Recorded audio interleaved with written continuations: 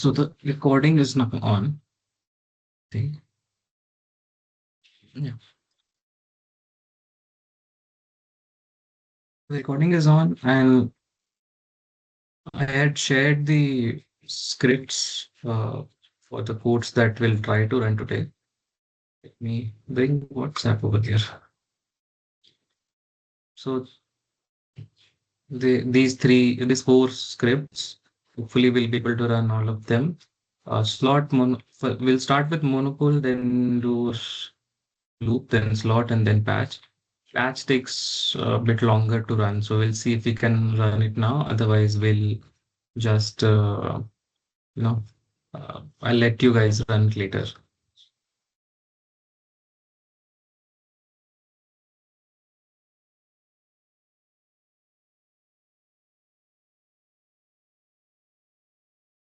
Let us begin.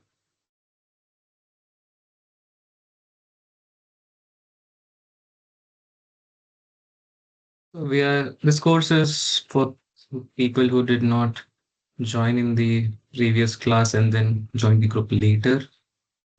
You might have got a chance to go through the recorded lecture. If not, or for the previous recorded lecture of the previous class. If not, please go through the first lecture. We discussed a lot of class logistics and the prerequisites and all the questions everybody had. I tried to answer most of them. I guess I answered most of the logistical questions. Then there were questions related to research topic. Those I tried. I could not answer, I guess, most of them. I did try my best. And I had promised I'll get back to those questions. I have not been able to, go through the questions from the chat and get responses, but I will try to answer them. If uh, if I don't answer them, please feel free to write in the WhatsApp group your question from the previous class or any questions that you might have.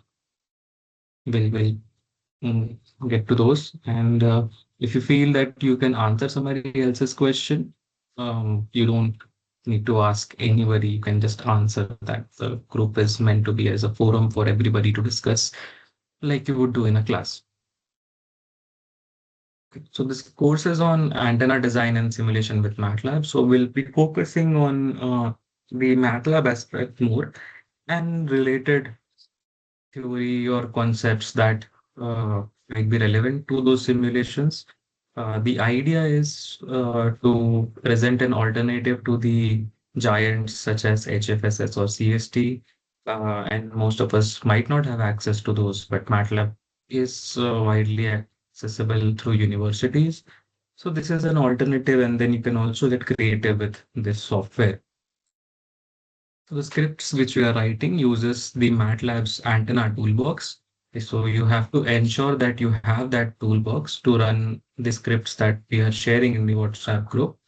And in the last class, I demonstrated how to add the toolbox if you have a MATLAB an application already installed. And if you are installing a fresh MATLAB uh, as application, and in that case, when you install, it will ask you which toolboxes do you want. If you have enough space, I would recommend just click on all the toolboxes. It will take a lot of space, like 40, 50 GBs of your computer, but it's the safest thing to do. Otherwise, if you don't have space and then you're selective, then make sure you select the antenna toolbox, RF toolbox, and related toolboxes that you want. Okay, so about me, I did discuss about myself. So this is how I look. I'm the course instructor, and I'm a PhD candidate at the Indian Institute of Science and visiting research student at Tyndall National Institute, University College Cork, Ireland. I did my bachelor's from the Indian Institute of Technology, Indian School of Mines, Dhanbad, in electronics and communication engineering. And this course is part of the teaching duties that I must do as a Prime Minister's Research Fellow. And I work with space-time varying metamaterials, computational methods, and non-reciprocal systems. My I've already offered several other courses. They are all available on YouTube as playlists on my channel. So if you're interested in computational methods, which is an area which is my expertise, and I have very basic courses on computation for FDTD.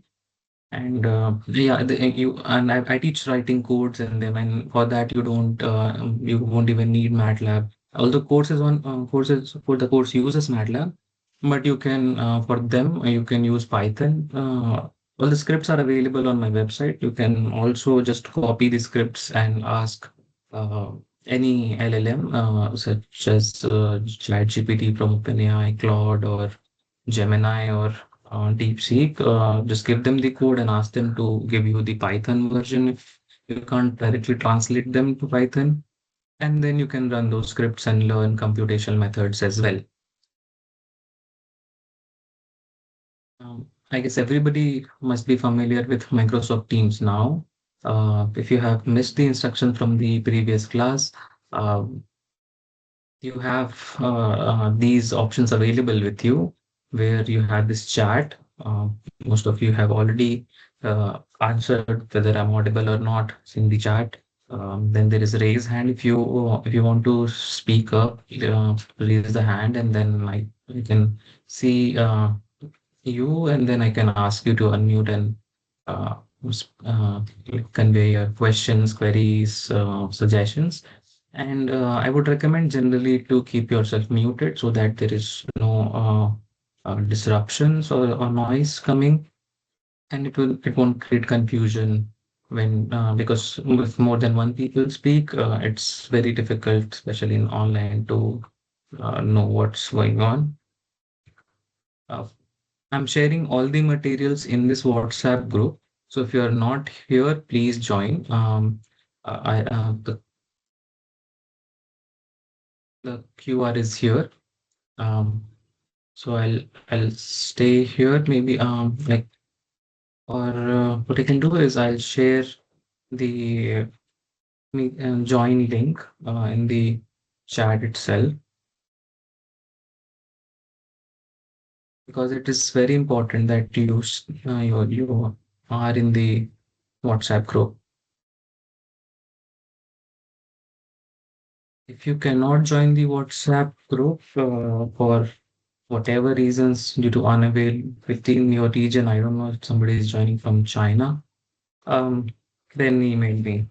Otherwise, I would recommend you install and join. Sorry, I'm sorry, my mistake. I did something.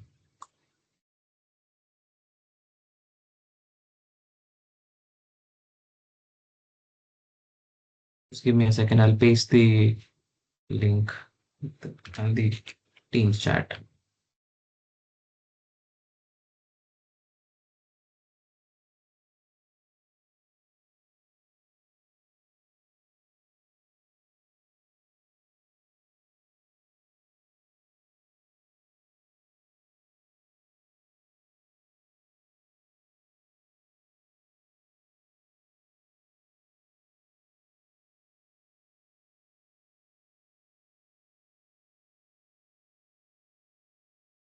So I've pasted the link to the WhatsApp group in the chat. Please join. So all the information will be conveyed through this group. In this course, we will be covering different antennas. So in the last class, we covered the dipole antenna. We did S parameters, input impedance, plots for 2D, 3D radiation patterns, gain efficiency, and current distribution. And now in this class, we'll be looking at loop, slot, microstrip, and monopole. Um, and we won't be covering horn today, so we'll do it tomorrow in the next class. And tomorrow again with horn, we'll do antenna arrays. We'll use dipoles to form antenna arrays. And then as an assignment, it will be up to you to use any other form of antenna element to form arrays. And then the final class, maybe during this week or in the next Saturday, will complete this course with the GUI-based MATLAB antenna designer app. So I'm continuously in the previous class also I gave assignments and there were coding exercises and some suggestions you could do during like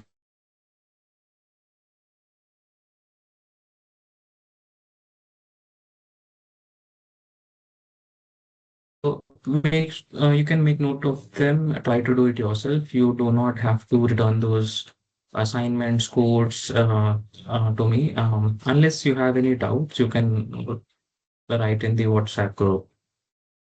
So the assignments are take-home assignments and solutions if you will be shared if you want. In the previous class, I give assignments and hints with them. Today, I won't be giving hints for the assignment. They're pretty simple assignments. But if you feel the need that you want hints or solutions, write it in the group. You don't have to return them, and self-evaluation is encouraged. If you are in this group with your colleagues, friends, classmates, you can discuss assignments with them as well. So I make sure everybody is in the WhatsApp group. I s- so let me just check it. So nobody has joined until we have started the class. So that's a good sign that I guess we have saturated the participants now. It has been tough to share material when people keep leaving and joining the group, but hopefully this will be easier now. So we had discussed motivation and learning objectives. So we'll start with today's class. So in the last class we had discussed a dipole antenna, which a dipole antenna had. Let me Japan. So a dipole antenna was something like this. So there was this metal conductor, the other metal conductor, and then in between the conductor we had a source, AC source, and this excited the antenna. And then the current distribution was something like this. And then due to varying currents, the dipole would radiate. And this whole thing would be lambda by 2. In this class, we'll simulate monopole. A monopole essentially, as the name suggests, there is only one arm of this dipole. So if cut your dipole is essentially symmetric from the center, right? So if we could use an image over here, we can. So it's an image of each other. So what we can do is we can remove this part, and so what we'll have is something looking like this source, and then we need to connect this somewhere, and we need to create an image of this. So if we add up PEC, perfect electric conductor,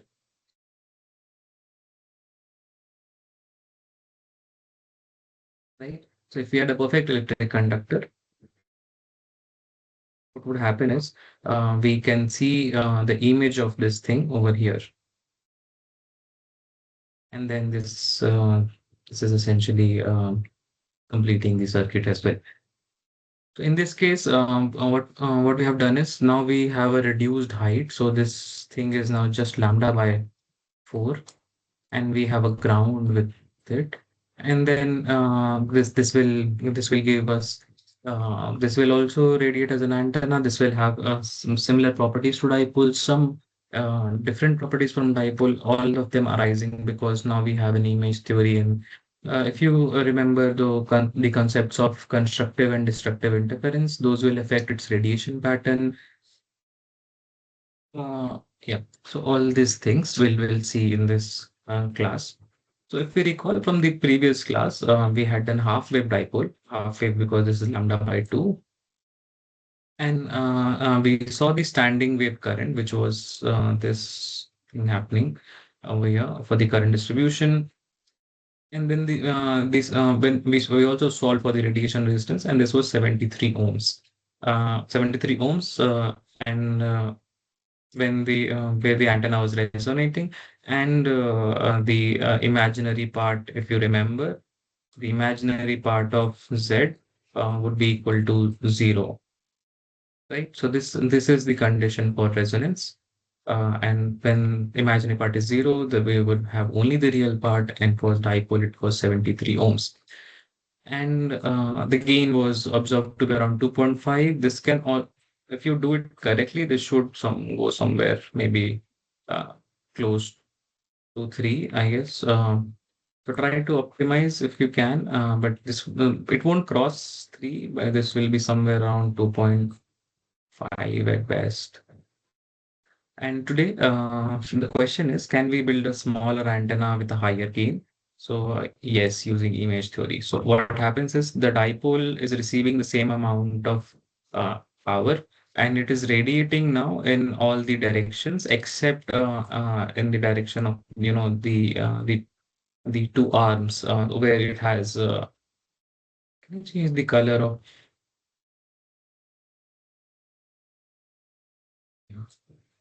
So its radiation pattern was something like this, right? So it is radiating in all directions except we have null over here and another null over here. So it's radiating power in all directions now, and so it's distributed. And so essentially, it is distributed in all directions because the antenna is radiating in all directions.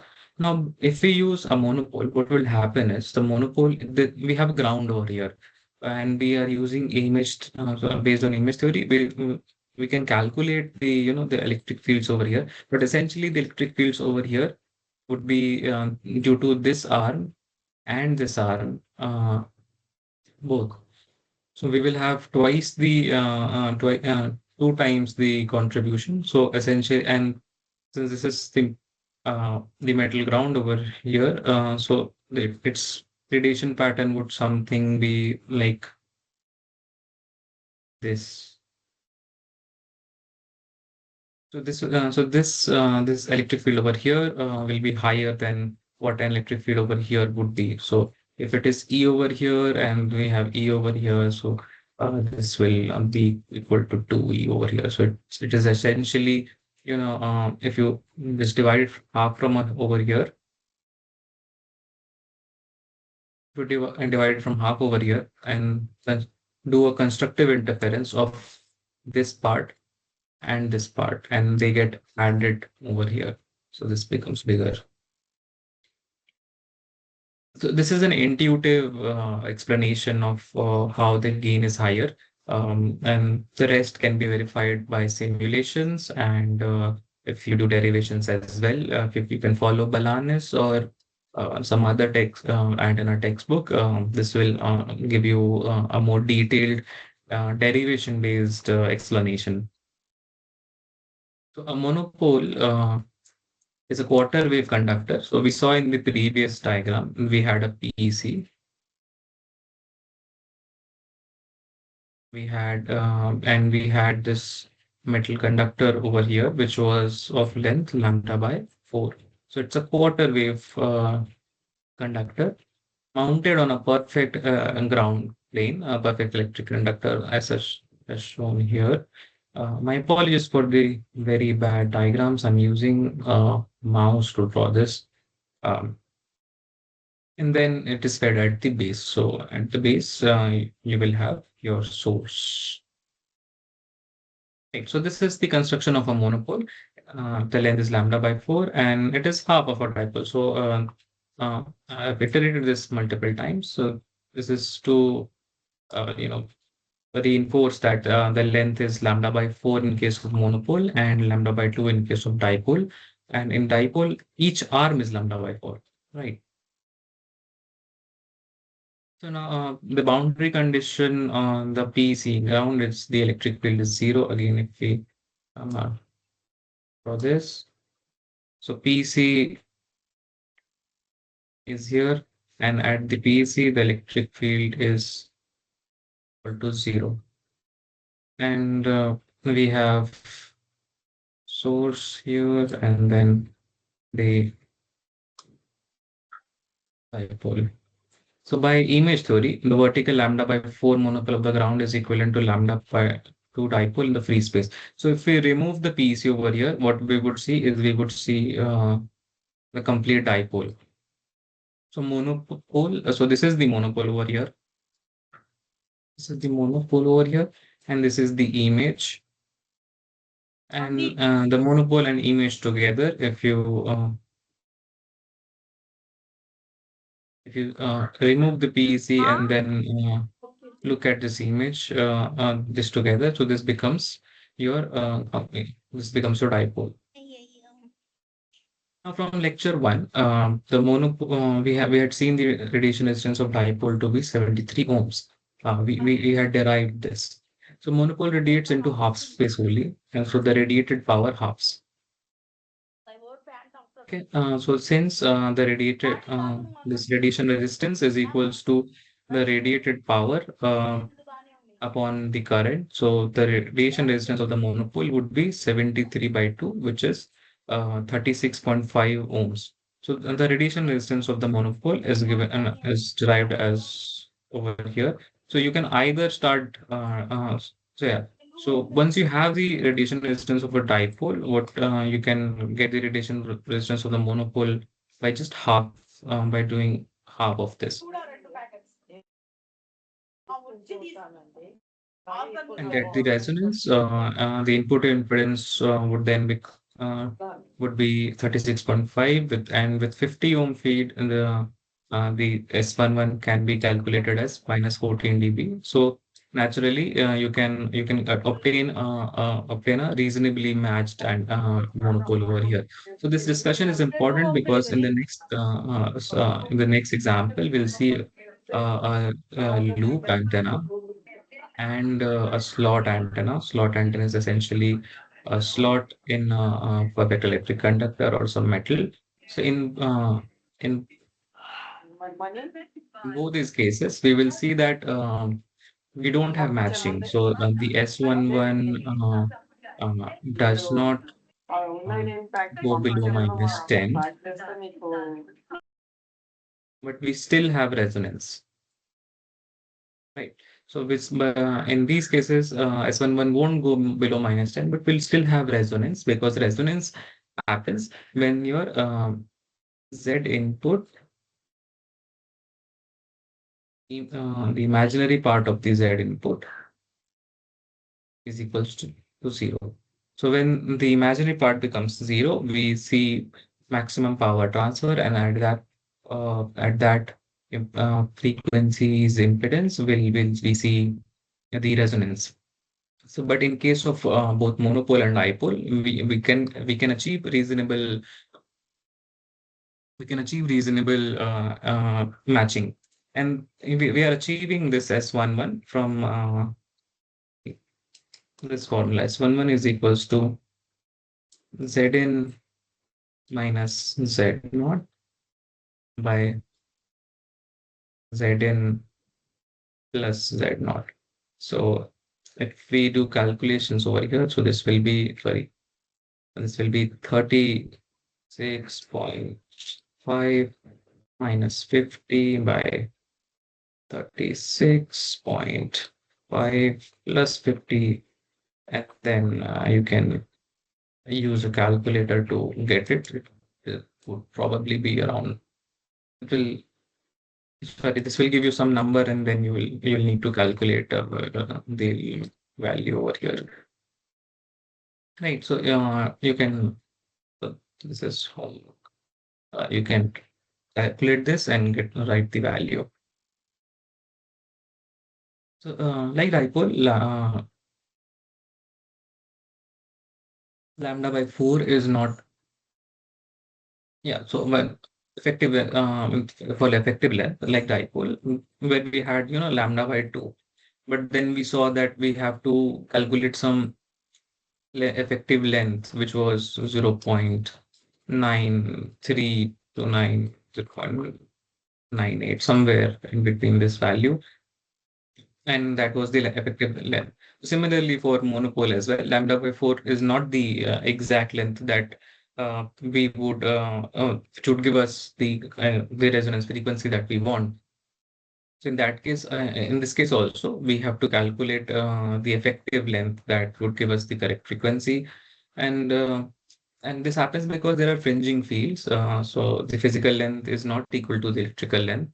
To do that, we multiply it with some effective some key effective, which is like a scaling parameter. And in this case, today we'll be seeing using 0.95 in the code that I've shared, and we'll do the simulations shortly. And so this is not so this is, I've just chosen one of the numbers which was giving almost uh, good resonance condition around 2.45. But the as an assignment, I would ask you to tune this value, go up to a third digit as well, and find out what would be the correct scaling factor. So there's a question, how to find the scaling value for correcting the effective length. So there is no analytical way that I know. Uh, so the best way and the popular way is to run simulations, because the calculations assume the derivations assume that for a monopole it's lambda by 4, but it's not. So the best way is to run a parametric sweep. So what you can do is calculate uh, S1, calculate S11 at your resonance frequency F naught, and for a particular length L1, and for a particular K effectives, let's say a particular K effective, and then keep changing this K effective and keep calculating your S11. And so what you can do is get a plot of S11 versus K effective, and which would definitely do something like this. It would become something like this. And so the value where your S11 achieves the minimum would give you the best K effective value over here. So I think this would be the best way to do it. So what you can do is modify the code such that you calculate S1 only at your frequency of interest, and put the calculation of S parameters inside a loop, and run it for different K effective values, and do this sweep. So this would be a very good task again to try. Uh, but you can all and you won't have to sweep a lot. So it will definitely be around between 9.3 to sorry 0.93 to 0.98. So in between this only you will get it. Are there any follow-up questions on this? So let us proceed to the MATLAB design. Or maybe, okay, I'll just pause over here. And if there are questions from a little bit recap of what dipole, of what monopole is and what dipole is and what we covered in the previous class. If there are doubts from that, we can discuss it now.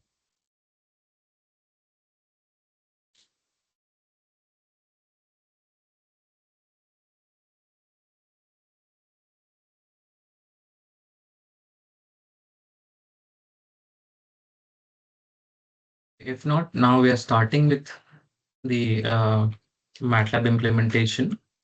So as usual, in the previous lecture also, we first predefined variables. So we need a center frequency for design.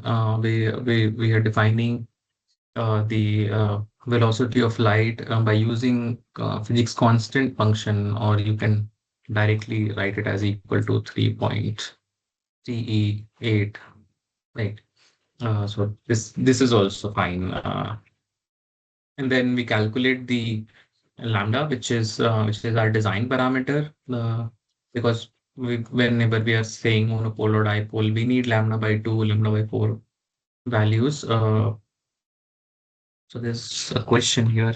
Should we use, Sonali has asked, should we use HFSS or MATLAB for this parametric analysis? I guess there's an inbuilt function of parametric sweep in HFSS.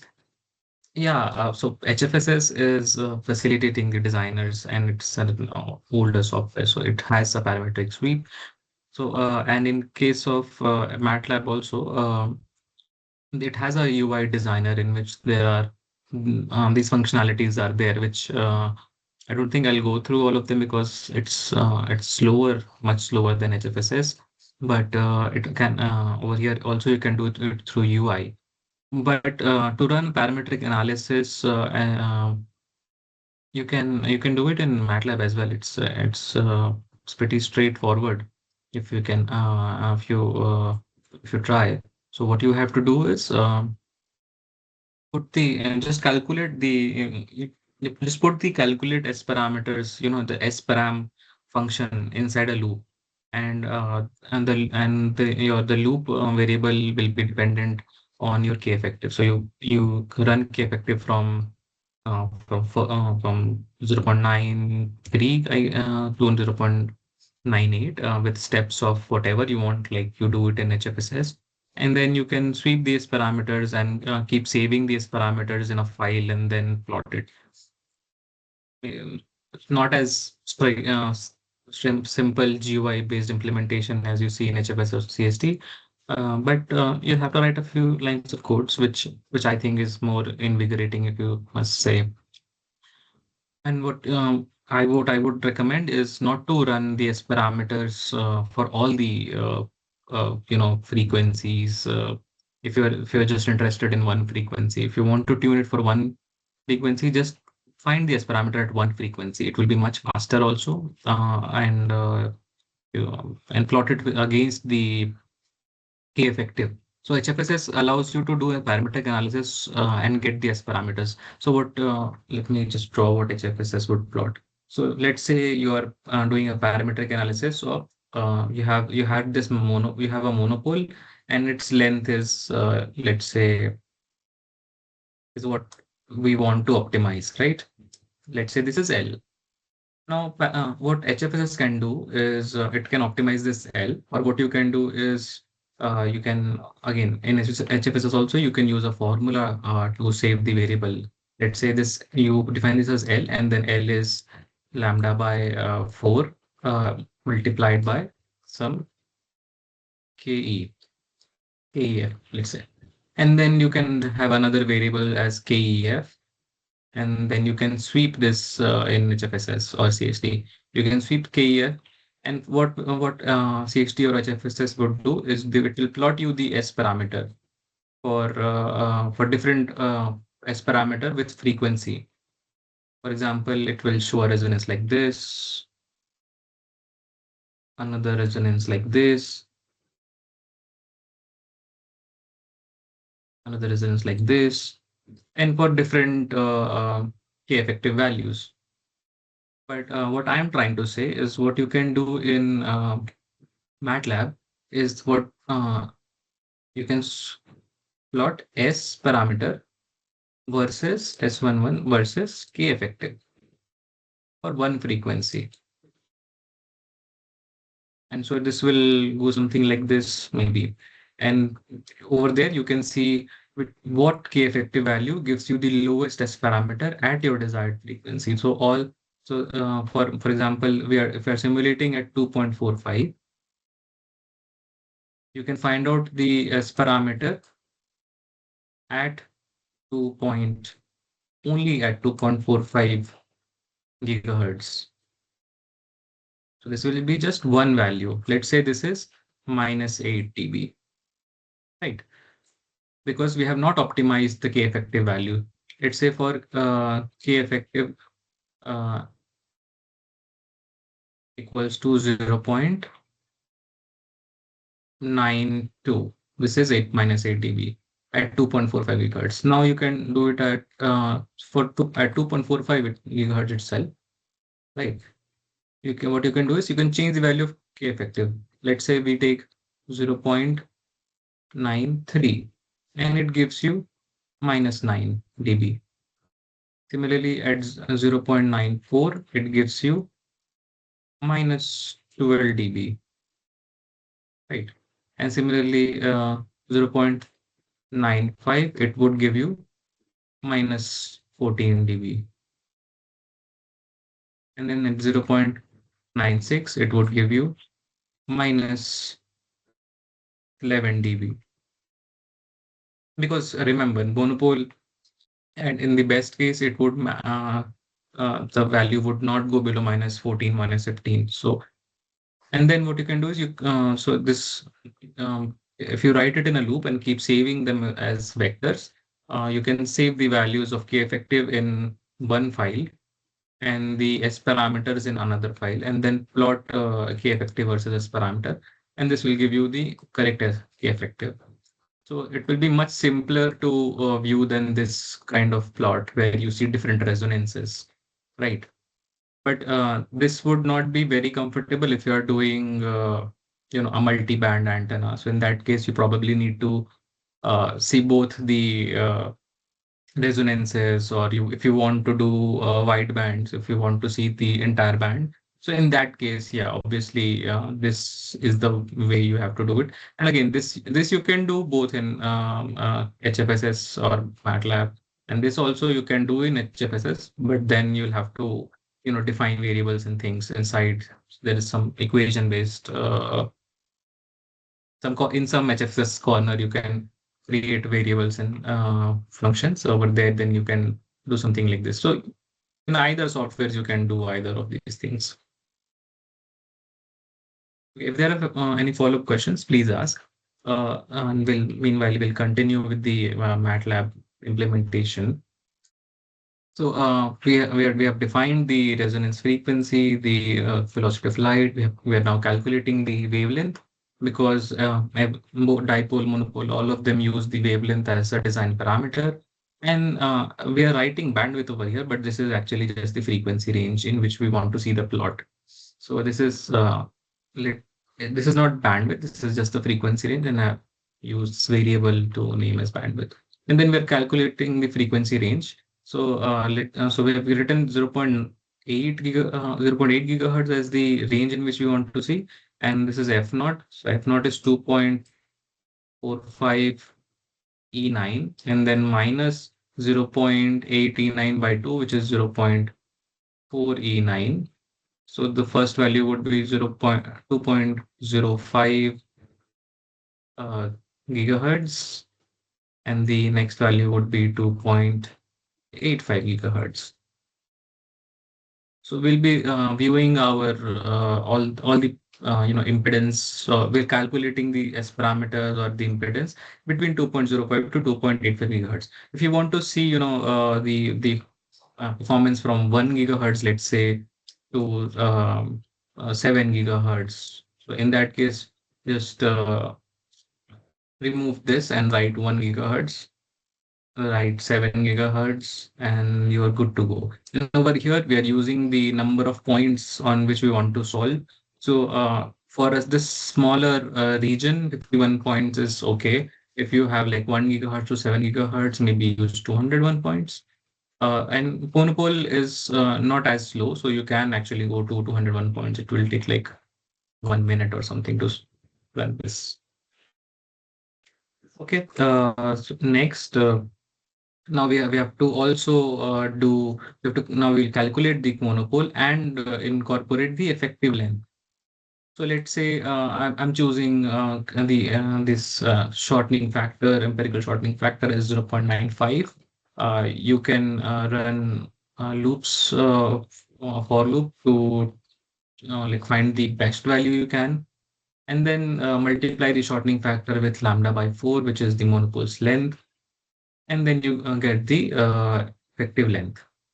Now, to create a monopole antenna, first we define an instance of the class monopole as ant, just like similar to what we did in dipole. And now for monopoles, these are the design parameters that we need to edit.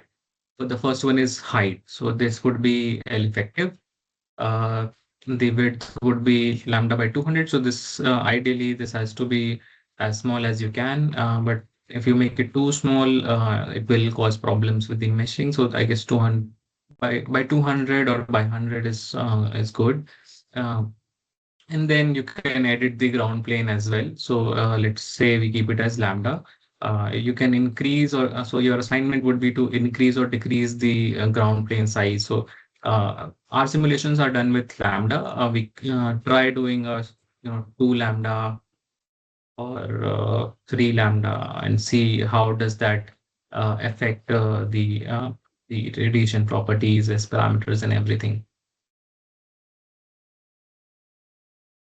Yeah, so the ground size would affect the radiation pattern. And also try going smaller than lambda. Try lambda by 2 and lambda by 4 and see how the pattern improves, or the pattern would be better for bigger lambda and worse for smaller lambda. Uh, Try to check this. And width of this the monopole would affect the bandwidth, but along with if it increases the bandwidth, it would deteriorate the resonance as well. And the height of the monopole tunes which frequency at which you want to design the monopole to radiate, have the best matching, have the best have the resonance, right? And then to visualize, again, we use show and then these things are just to these are MATLAB's decorations. Like if you want to keep the axis equal grid, these are the grids that you're seeing. If you want to show the grid and label the X, Y, and Z axis, right? So and notice the monopole has a feed over here at the bottom. We have a finite ground plane over here because all simulators would uh, assume that you have finite ground plane. And here's another question, or the previous question, that think what happens if the ground plane becomes very small. So yeah, think and then maybe write it in the group, or run the simulations and see if you could guess it correctly. Next, for the S parameters, so let's look at the S parameters and then we'll open MATLAB and run this. So for S parameters, again, we're using this function S parameters. This takes in the antenna object that you created, in this case, an object of monopole, the frequency range. If you remember, we are giving frequency range 2.05 to 2.85 gigahertz, and with 51 points in between them. So we're giving an array over here, which was defined with these parameters. And this 50 is for the normalization, the impedance against which it will be normalizing. So just 50 ohm. So Z naught over here. And then you calculate these parameters is extracted from, so this is stored in sparams. And then by using sparams dot parameters, we squeeze this into S11. And once we have the S11, this will have the complex values. So what we do is we get the absolute the magnitude by by using an absolute, and then this is in linear scale. So we do a log scale and then save that in S11 mag. And similarly, we we have the angles in radians, so we convert that into degrees, and also unwrap that so that so if you don't unwrap it, it will plot between minus 180 to 180 degrees. Uh, And if you unwrap it, it will plot from 0 to whatever phase that you want to see. You can do this in HFSS CST also. And once we have saved them, what we do is we create a figure. We are using two subplots. So this is, your subplot one. Um, so this subplot works as this. So you have 2, 1, 1, right? So 2 is the number of rows. So this is your row 1. This is your row 2. And then you have only one column. So you have only one column. And then the last one is the your plot number. So we are plotting the magnitude, the S11 magnitude, right, in the first one. So it comes over here. And this changes to 2 for the next plot. So this is 2 over here. And now we are plotting it against frequency, magnitude, making the color as blue, putting a hold on so that we can add a Y marker over here. So this particular line adds this red line over here. So we add a Y marker at 2.45. And similarly, and then we have X label and Y label as this is the Y label, this is the X label. Similarly, for phase also, we were plotting the phase with frequency, making the color, plot color red, holding it on for the Y marker. And then after adding Y marker, we have put a hold off. And then we have X label and Y label as phase and frequency. And then you can add a title like this. Yes, one on phase and magnitude keeps it easy.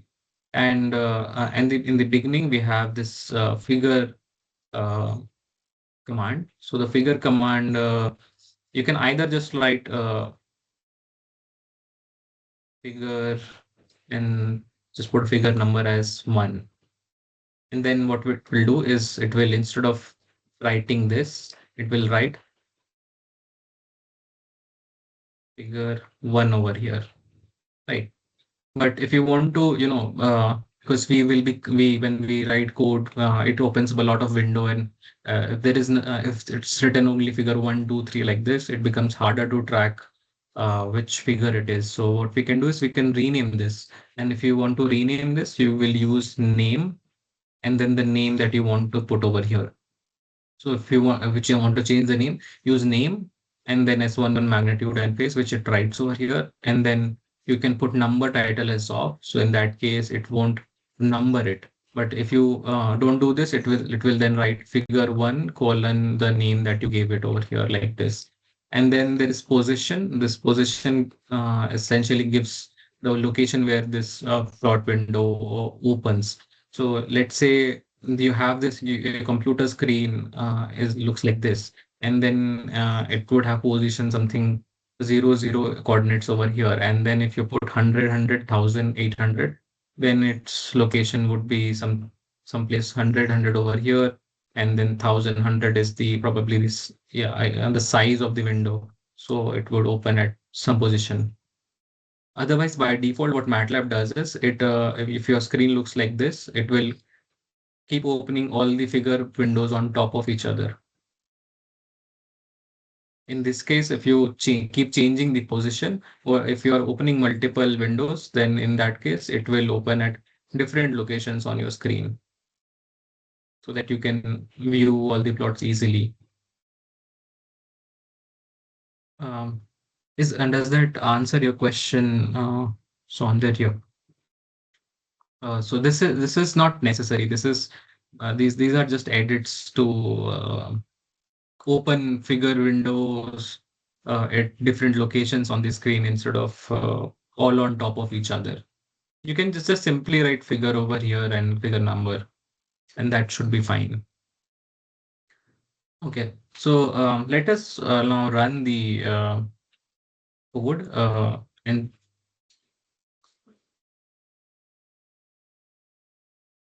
see the results for S parameters, and then we will move to the rest of the things. So most of the results that we'll see for monopole, we have already done them for dipole, and we might not go in detail of how to get all those results because it's the same way. So once you've created an antenna, as shown here. Once you have created an antenna by this instant, after that, all the code usually would probably be the same.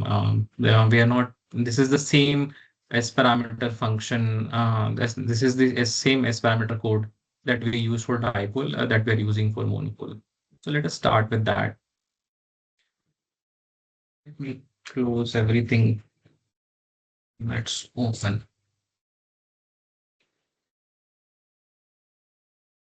And we are doing a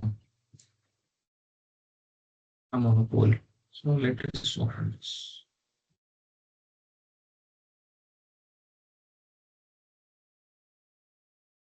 Instead of me running on the entire thing, I'll comment parts and then show.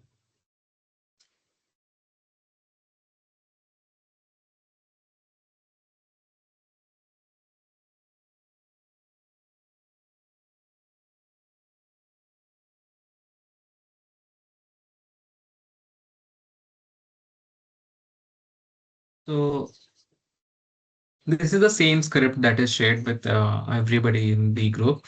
So let us run it section by section. So the first section essentially sets up the MATLAB. So it has clear close all CLC, clears the memory, close all closes all the windows that is open, CLC clears the command area. Now it is, and then we are setting the default plot styles. So what we are doing is we are setting the axis font size. So if you look at this plot that we will be generating, so this is the axis font, and we are setting that to 12. X, Y, the X ticks and Y ticks on the axis, they are set to 12. And then uh, text font size, which will be seen in which is the for example, the title that is now set to 14.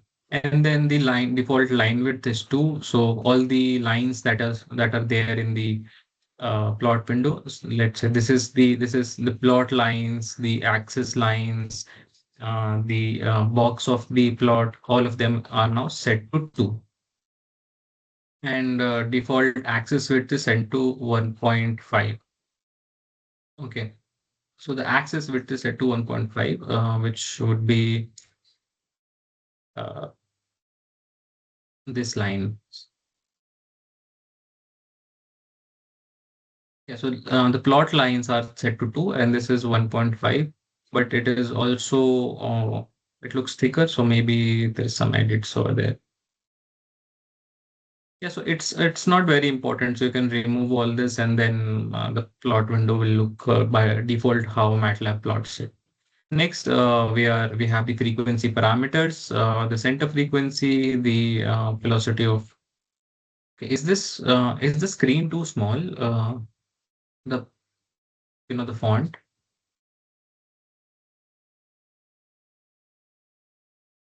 Yeah, maybe this is better.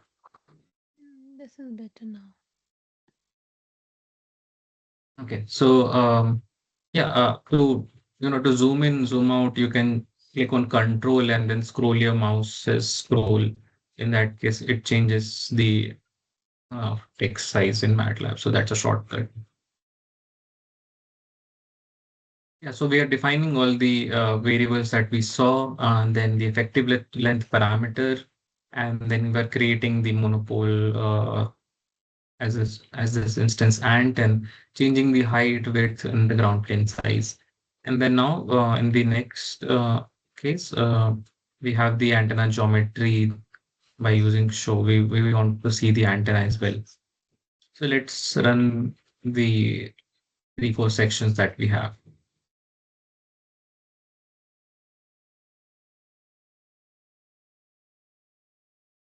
So that was pretty quick, and now we have the monopole.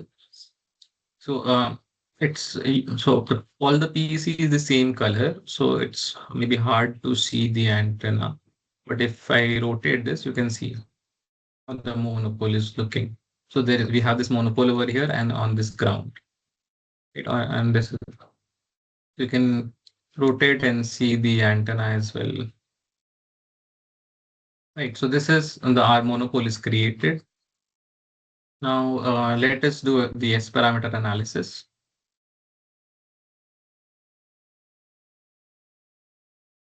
So this is the same script that we saw in the slides. So we will be calculating the S parameters now. Let us run the entire portion again. So it creates the monopole, it quickly calculates it at 51 points, and we get this plot. So when the if so there was this question, right? What happens if what's the use of this position? So let me stop clearing this. Let me comment this so that it does not close the existing window. Let us comment. Okay, let me copy this so that we don't lose this. Comment this part. These two as well. So you commented this property. Let us remove the position. Right. Let's see what happens.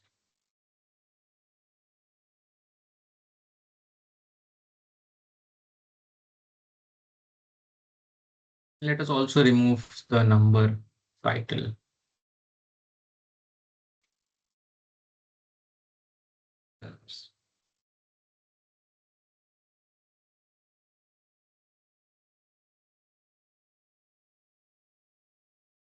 In this case, oh, sorry. Mistake. We have the previous one open, right? It's open here. Let us run.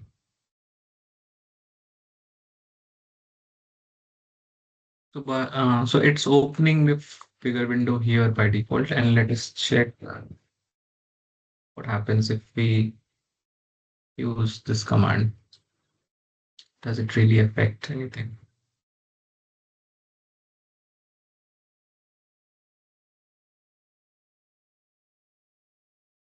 Okay, so we were changing the position of the antenna geometry, show antenna. So what's the difference?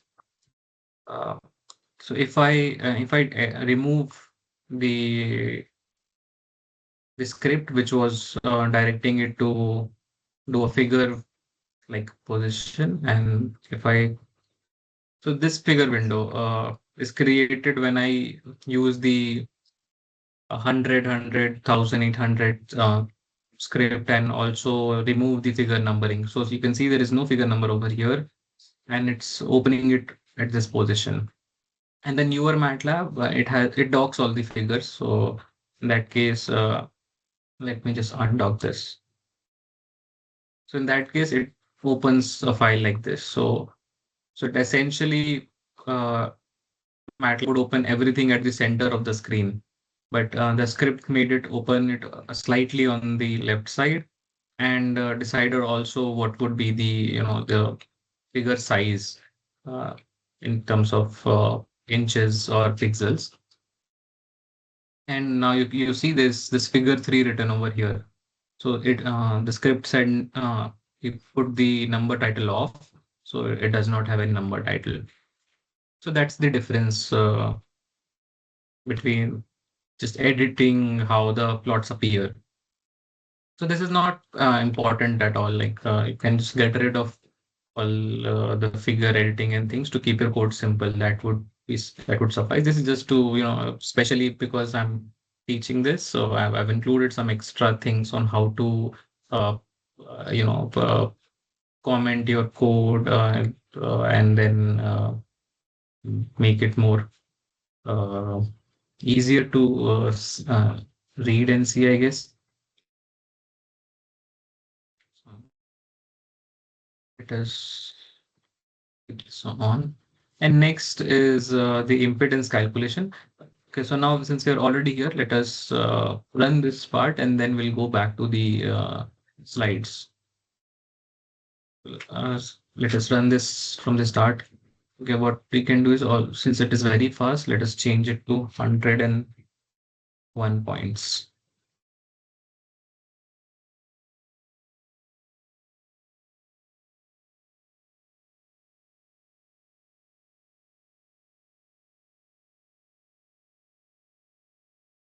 Okay. So now we have the S parameters and the input impedance. So when we use an effective length of uh, 0.95, shortening factor, it resonates close to 2.466. And you are requested to try changing this effective length and see if you can get this resonance where it cuts the your red line, which is your imaginary part of the input impedance. You have to change the effective length and then see if it if you can make it cut at 2.45 at this yellow line. And at this particular frequency, your you can see your the real part of the input impedance is 37.56. And if you recall, dipole was 73, and if you half it, it is something 36.5, and this is also very close to that. So if you do it correctly, you will get it get this is you will get it 36.5. So whatever we had seen in the earlier slides, it all adds up. Uh, Let's get back to the first part of the slides and complete this.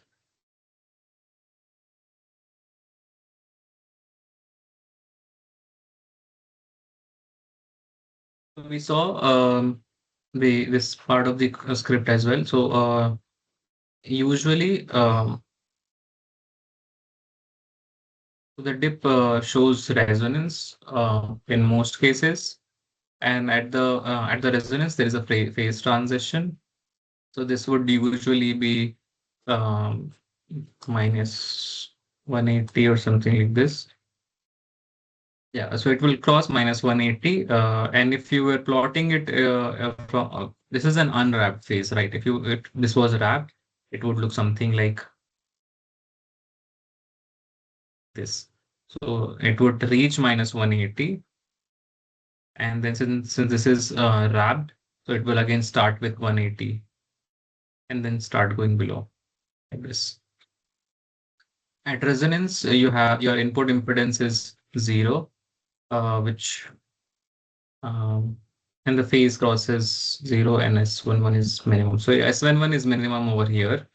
And if you look at the input impedance plot, you can see your input impedance, the imaginary part is zero, close to zero, because we don't have the correct K effective value with us, but it's close enough. And the real part is we saw it was close to 37.5, I guess. But if you do it correctly, you will get it cut as 36.5, close to that, right? And we used this script. So calculating the input impedance is pretty straightforward. What MATLAB does is it calculates the S parameters for us, and once we have the S parameter for all the frequencies, um, if you remember, we had this formula, right? We just used it. S11 is equals to Zn minus Z naught by Zn plus Z naught. So you can rearrange the terms to get Zn in terms of S11 and Z naught, which will be like this: Z naught multiplied by 1 plus S11 by 1 minus S11. So you calculate this mathematically over here, get the real and imaginary part separate by using real and imag functions. Save these and then use plot over here as frequency versus RIN, frequency versus XIN, and then decorate it with turning on the grid, X label, Y label, and a legend to show which plots are what. So blue is, this is your label over here. So you can change it.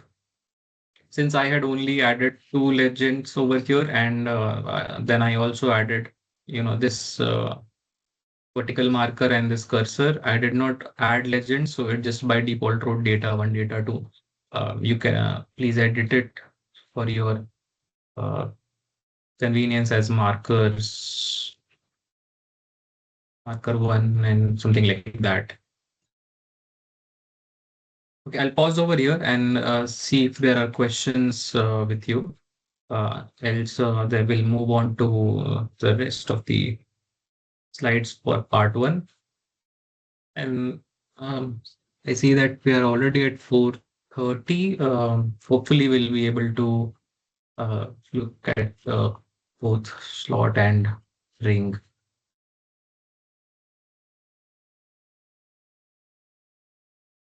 If there are no questions, let us uh, continue.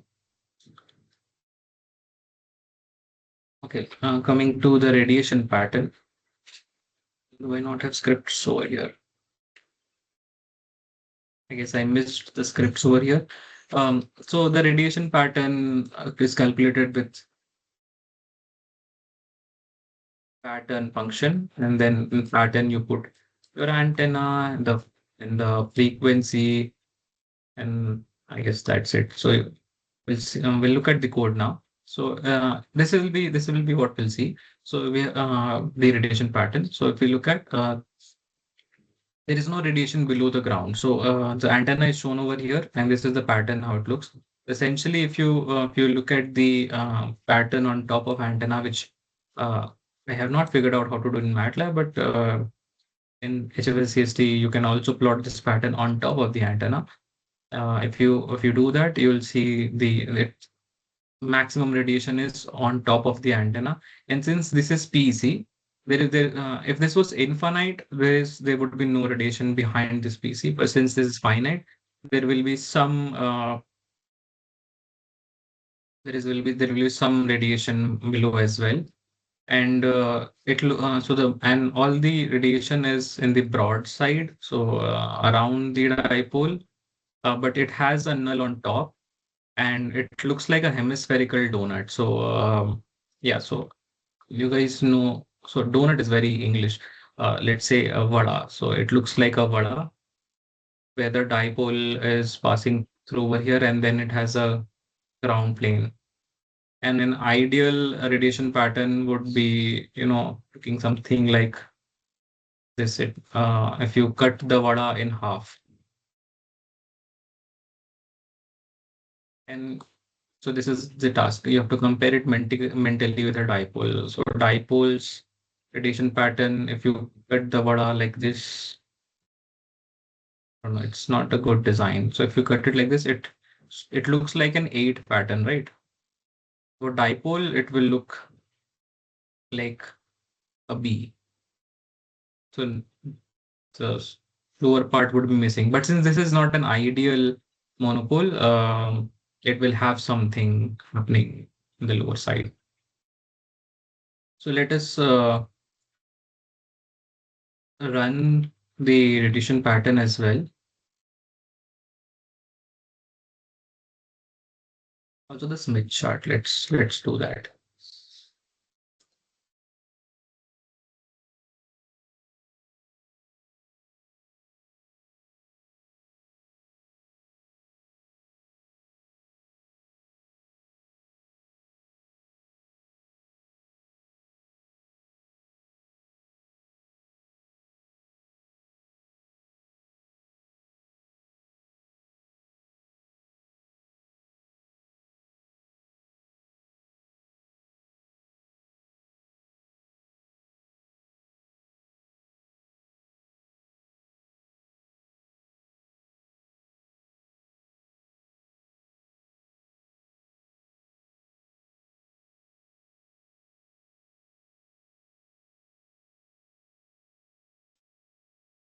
So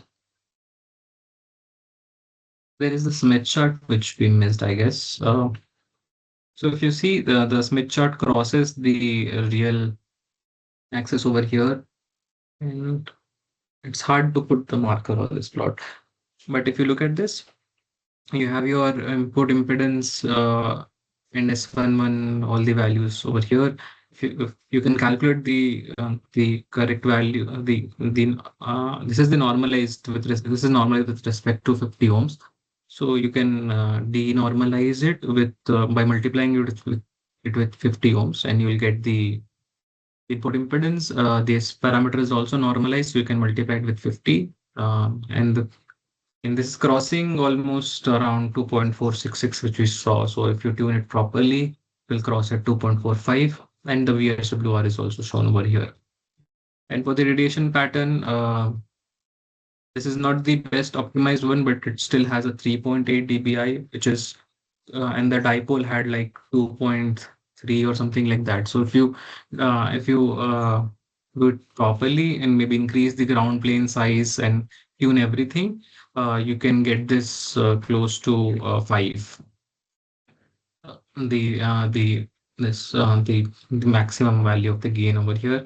And if you rotate this, you see this has a null on the top, and looks like an apple. If the ground plane was larger, this bottom part of the apple uh, will again be even smaller. And since ideally, you see, you would expect your maximum radiation uh, at the when your elevation is 0, but it actually happens slightly above your 0 degree, at like 30 or something. Um, so your maximum radiation. So even if you cut it over here, your gain won't be maximum at elevation equal to 0, which you would expect, but it will give you the correct the correct visualization of the pattern. So as a you can try changing different physical parameters, and also on the plane cuts where you want to see the pattern, and this would give you. If so, anyways, if you look at the top, it looks like the omnidirectional thing, which dipole also had. But if you look at from the front, it does not. A dipole had this. Sorry, a dipole had this. Almost circular thing happening over here. But for this, it does not. It is not like that. At the lower half, it has a lower radiation, lower power at the bottom of. Now, there's a question also explaining the E and H plane. So let me uncomment that and run those sections.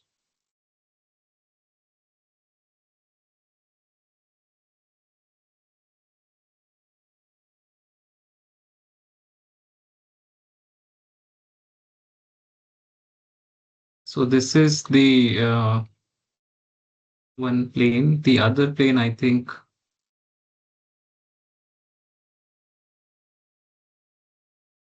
is it at the correct position?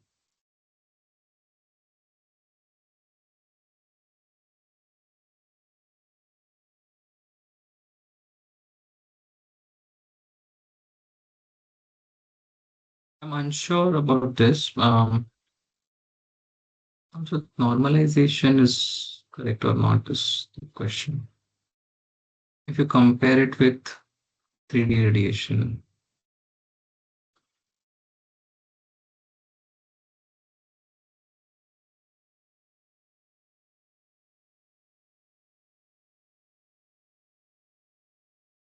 1 null.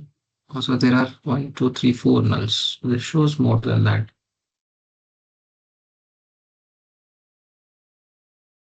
Oh, actually, there are more than that. There's null here, there is a null here, there's null here. 8 nulls, is it? Mm,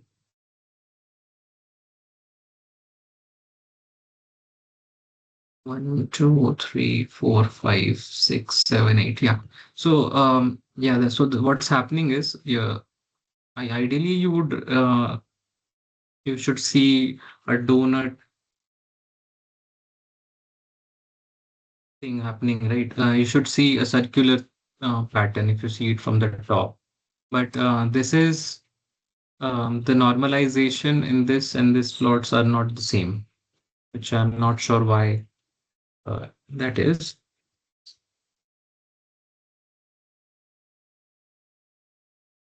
Yeah, so this is not, is this normalized to, how do I add a marker on this?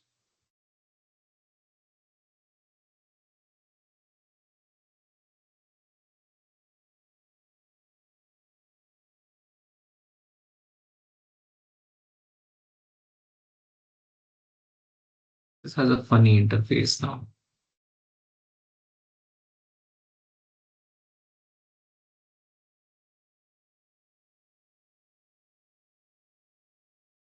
Yeah, so from the E plane and H plane, right? So this your E plane would be your azimuth is 0 and elevation. So if you plot this and do a section of this thing, so this becomes your E plane. So these two look similar, right? But this is cut from this from the middle. So you would see a null over here. And then with respect to the maximum value over here, this plot is also normalized. So since this is normalized with the maximum value here, um, and that is a very larger value for this plot. So this plot looks a bit funky in the sense it shows you nulls which are much greater. But if you look from the bottom or from the top, much easier to see it from the bottom. So you can see these yellow areas, right, which are basically -15 happening, -15, and then you see it's also bent over here. So there is over here you have maximum, but then there is null, and then there is null over here. Not a null, but a lower value. So this is after normalization. If you see, there are four lighter yellow parts, and then there are four this deep values over here. If you do a cut like this, you would see this flower looking pattern. And since this is normalized, we are not able to see the true values in dB. We can also modify the script to show the values in dB instead of normalizing it. And in that case, would be much easier, to get this value.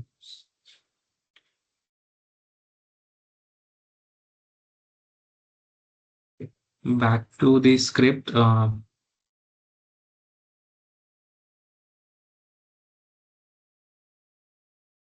Let's sorry.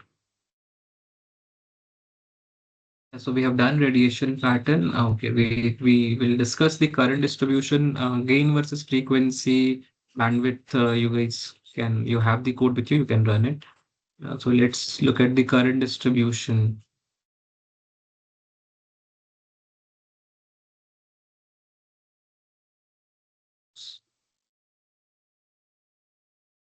The current distribution,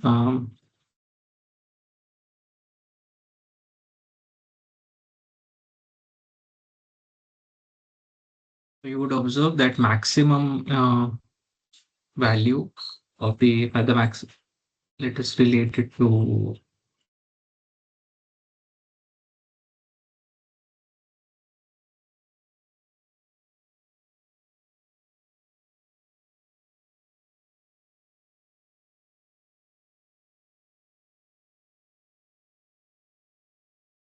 yeah. So this is your current distribution, right? This is what we simulated right now, and this looks similar to what we have over here. So we'll come back to, or let me zoom in and zoom in and show what's so if this is what we have got, and let's look at this. So if we keep zooming in, right? So if you see, you have the maximum at the feed. So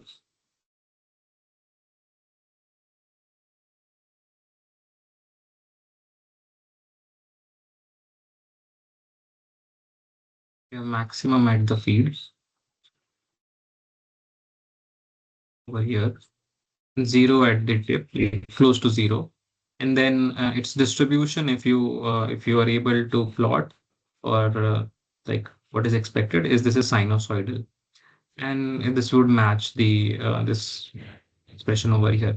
And this is very similar to what you would expect in dipole. So your dipole had like two arms, like it had two arms, you had source at the center, and this was the current distribution on this. So if you just cut this from the center, and then so you would have the max dipole had the maximum at the center. So similarly, a monopole would have maximum over here, which is at the feed location, which is at the bottom, and dipole also had close to zero uh, current on at the edges. So it's the same for monopole as well, and it had a sinusoidal shape like this. So similarly for this also, it will have a sinusoidal shape. Comparing it with dipole, as an assignment, you have to verify this, run both the codes, plot all these things. So the radiation space, it would dipole has its full, monopole has its half. Verify the gain values. The input impedance I've already shown. You can do it again. And the length is lambda by 2 for a dipole and lambda by 4 for a monopole. Um, as assignment, there are a few questions given. Why does the radiation distance half? Refer to some textbook. Similarly, why does gain double? Uh, do this through, you can refer to some textbook to get better answers uh, than what we discussed. And why does resonance slightly shorter? This is due to the effective length. Again, do refer to some textbook which will show you how the current distribution is not exactly zero over here, but it is zero somewhere outside because there are fringing fields. So the effective length you have a bit longer. So the zero is it's over here. So effective length is great. What happens with a small ground plane? Check. And why is monopole used in Wi-Fi routers? So this is for you to search on the internet. As in homework, please try to increase and reduce the ground plane size, change the width of the monopole, compare the monopole and dipole together. What interesting exercise would be you create both monopole and dipole in the same project. So what you can do is and one is equals to monopole, and then similarly and one dot height. You can do all the attributes of monopole, and then you can do and two is equals to dipole, and then and two dot height, length, all these parameters for dipole, and then run as parameters for and one and and two, and then plot both of them on top of each other in the same script. You can do this. So and is just an instance. So you can change the name as and one and two, mono one, mono two. So just make sure it is not a reserved variable for MATLAB. And then make two instances of different antennas, run them in the same script, plot these parameters, gain versus frequency, and all these things on top of each other with the radiation, the input impedance and things, and then compare. Okay, so this is the first part of today's lecture. If there are any questions from this, otherwise we'll move to the second part, which is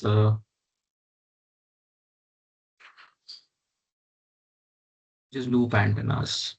So this took longer than expected. Let's see if we can finish this as well. So before I start, I'll share the PDF of this in the WhatsApp group again.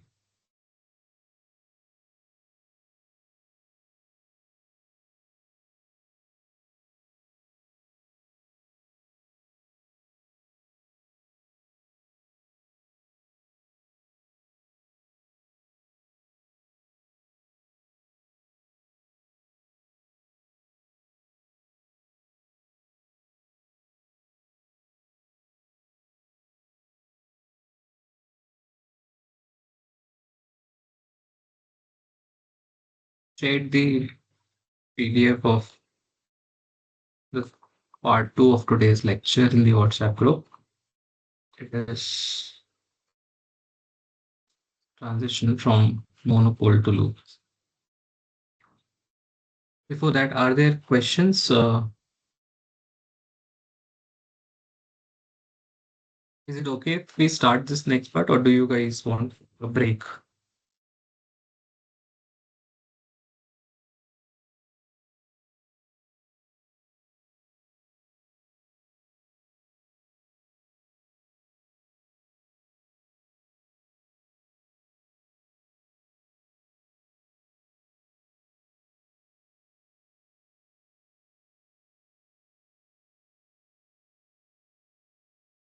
So we'll begin. So far we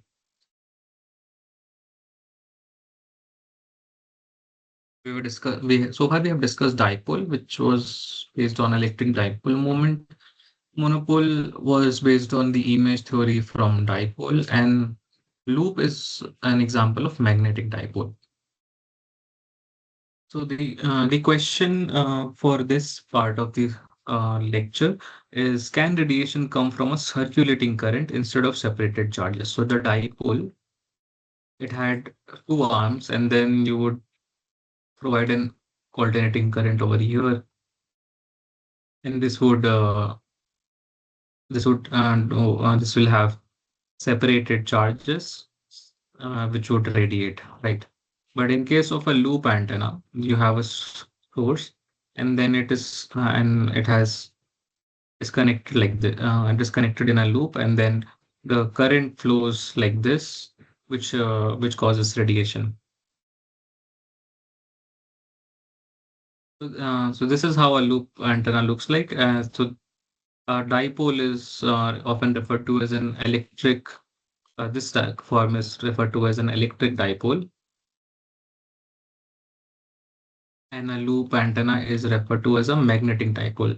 And there will be similarities in the results that we see for uh, loop and the regular dipole. So for a loop,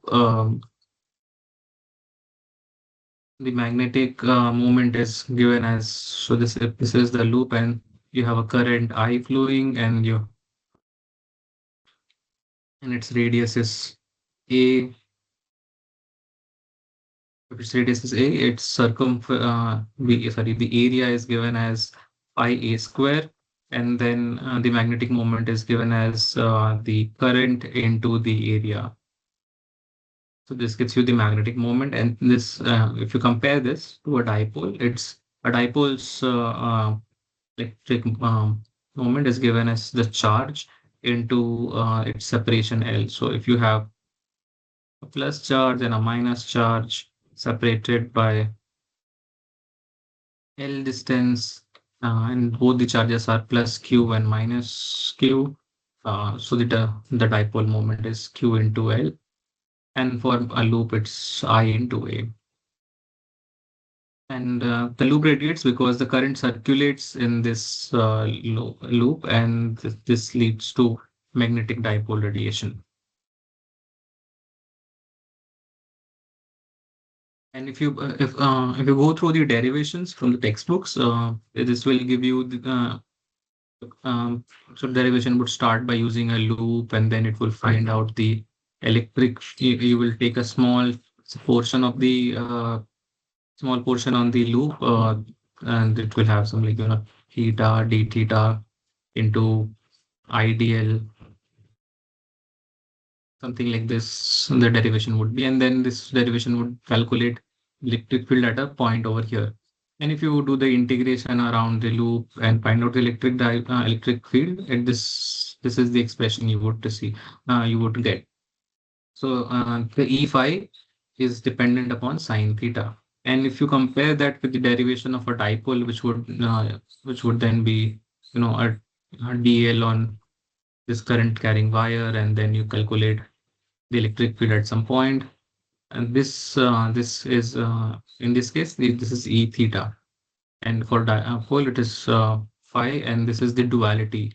So, so yeah, I'm not going in much detail because this is not needed for the simulations that we are going to do. But this is just to remind you that there is duality between the loop dipole and loop antennas, and you should definitely try to relate between the two simulations and refer to some textbooks.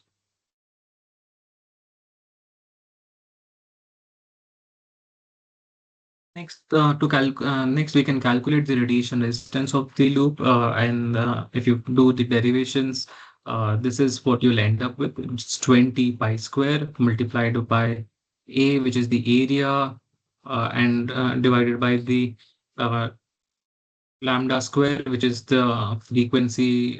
Lambda would be the wavelength for the loop, multiply lambda square, and then the whole thing is squared over here. So for very small loop, it will be a poor radiator, but yeah, but our code, it's not just my code, so it's our code. But our code implements a resonant loop, which is whose circumference is close to lambda. So if you so you must have seen in textbooks that you have a Hertzian dipole, which is very small, which is very close to what an omnidirectional antenna would look like. So it's very small, and then its radiation pattern is something like this. And for a very small loop, also the radiation pattern would look something like this, right? But the code in which we are writing over there, this circumference is not very small. The circumference is close to lambda. So this circumference, which is C, is close to the resonance frequency. And in that case, the radiation resistance uh, would if you solve A as 20 as 2 A's, sorry, A square into pi, and your lambda is, and your A is also okay. So do this by yourself. Your circumference is 2a, 2 pi a. Yeah. And this 2 pi a is equal to lambda. So A is equals to lambda upon 2 pi. And then your area would be pi a square. So this will be pi into lambda square upon 4 pi square cube.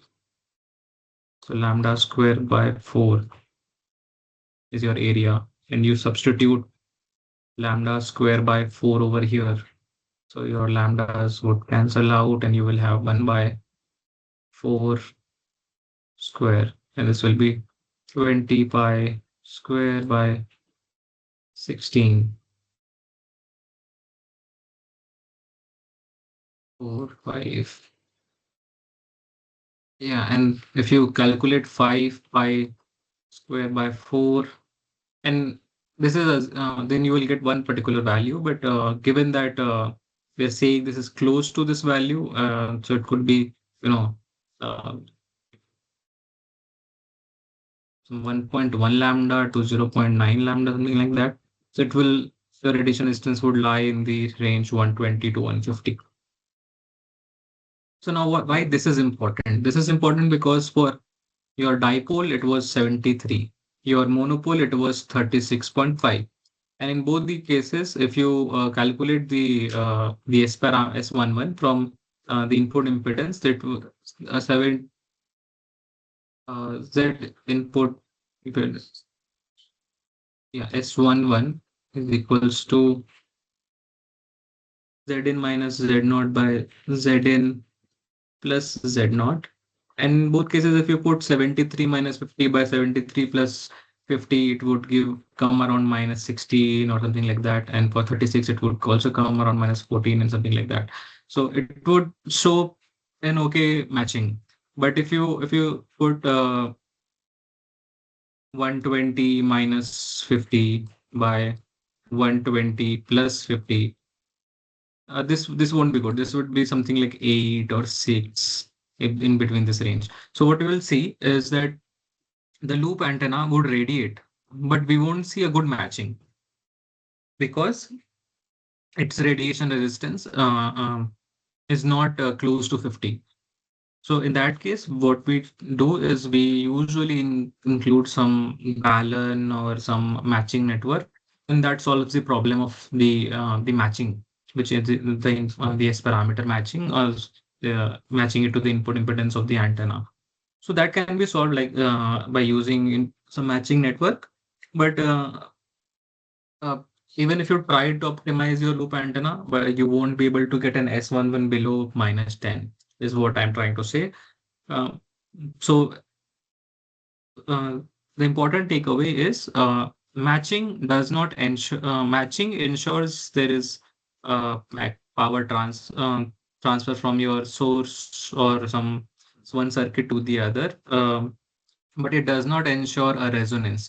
A resonance is ensured only when you have your imaginary part becomes zero. Okay, so let us look at the loop antenna simulation.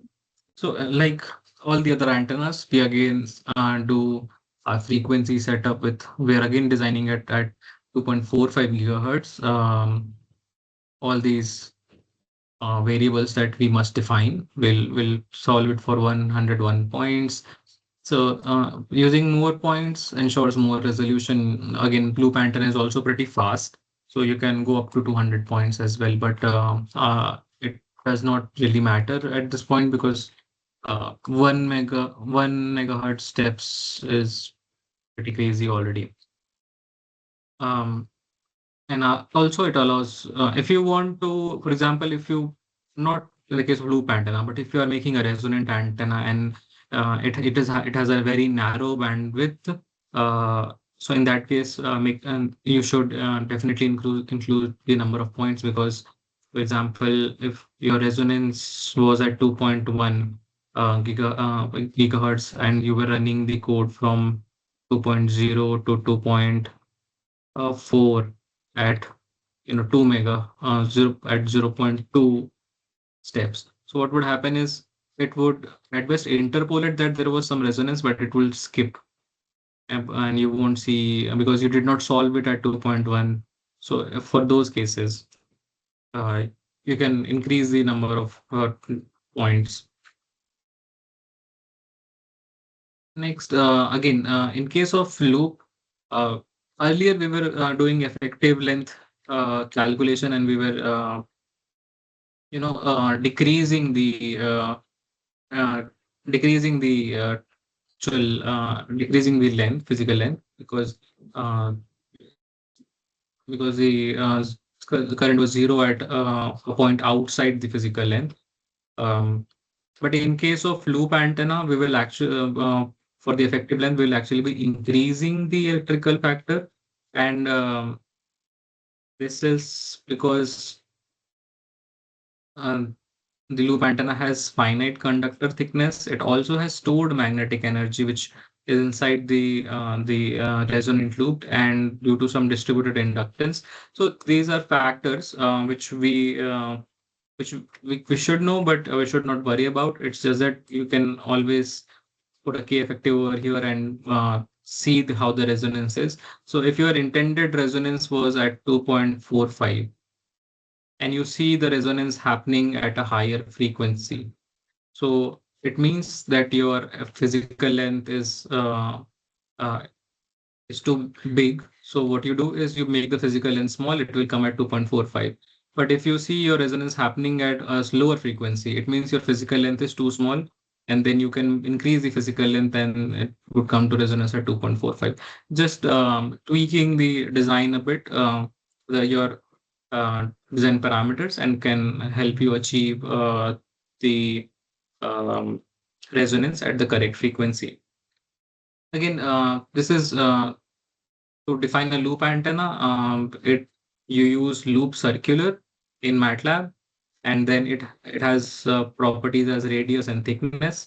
So we'll define loop radius and loop thickness as lambda by 2 pi, and loop radius, tube radius as lambda by 200, which is, should be small, and then loop radius as effective length divided by 2 pi. So we had defined this, but now let us fix that.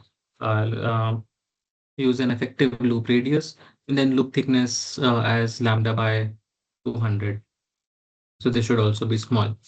Now, once we have defined the parameters and the antenna, we would use antenna. We want to see the antenna geometry, so we'll use show antenna. And again, this figure window and then the axis and labels. And if you run the script, you will see this particular window open. And to look at the feed location, you can zoom at this point and you see there's this feed over here. And this metal would be slightly separated at this point, which MATLAB has done it all for you so that you don't have to worry about it. And so if the feed location is at this point over here, this is a closed current path. So unlike dipole, which was open on both ends, this the current has a complete path to go. And again, we don't have any ground plane in this case. So dipole did not have any ground plane. Monopole had a ground plane, and now the loop again does not have a ground plane. And if you look at the S parameters, we'll run the code now. Just let's look at the script for S parameters. So again, we use S parameters function, give antenna geometry, the frequency range, and the normalizing impedance, the Z naught. Calculate S parameters from this function, store it in S params, squeeze the values to S11 from S params dot parameters, get the magnitude and phase values, and then plot it using plot with two subplots to plot them separately. And the rest of it is like X label, Y label and stuff. So if you look at this, we had seen because the input impedance is, somewhere around 120 to 150, uh, in this case, we won't get good matching. So it's clear here. Even though we have a dip happening close to 2.45, it still does not cross below minus 10 dB. But we will still see the phase transition, uh, some sort of phase transition happening over here. Okay. Um, Important observation is even at the resonance, S11 may not go below minus 10. Why? Because the input impedance is not equal to 50 ohms and resonance does not equal to matching. So even if you have resonance, it is not important. It does not ensure that you will have your matching will be there. Now, before we discuss the input impedance, let us run the script.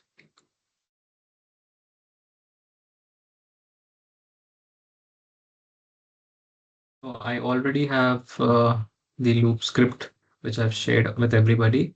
Um,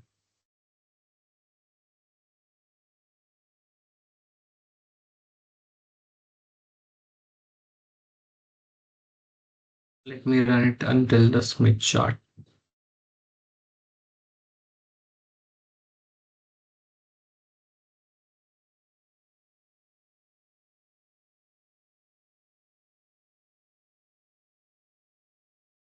So briefly, let's discuss the script again, and then we'll run this. So again, we are clearing, closing all the plots and windows. And then we are setting the default plot styles, defining the way the all the important variables that we want. Now, this particular line is not important. We are using loop radius over here. And then loop tube radius has a very small value.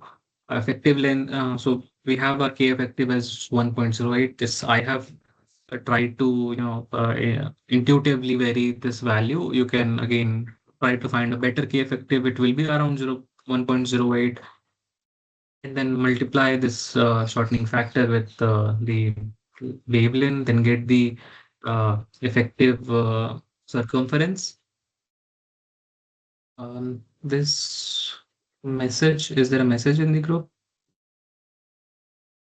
Somebody is asking for us. Let's just, guys, give me a second. Somebody is asking for scripts.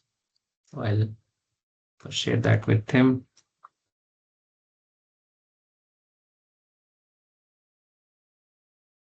These are today's scripts.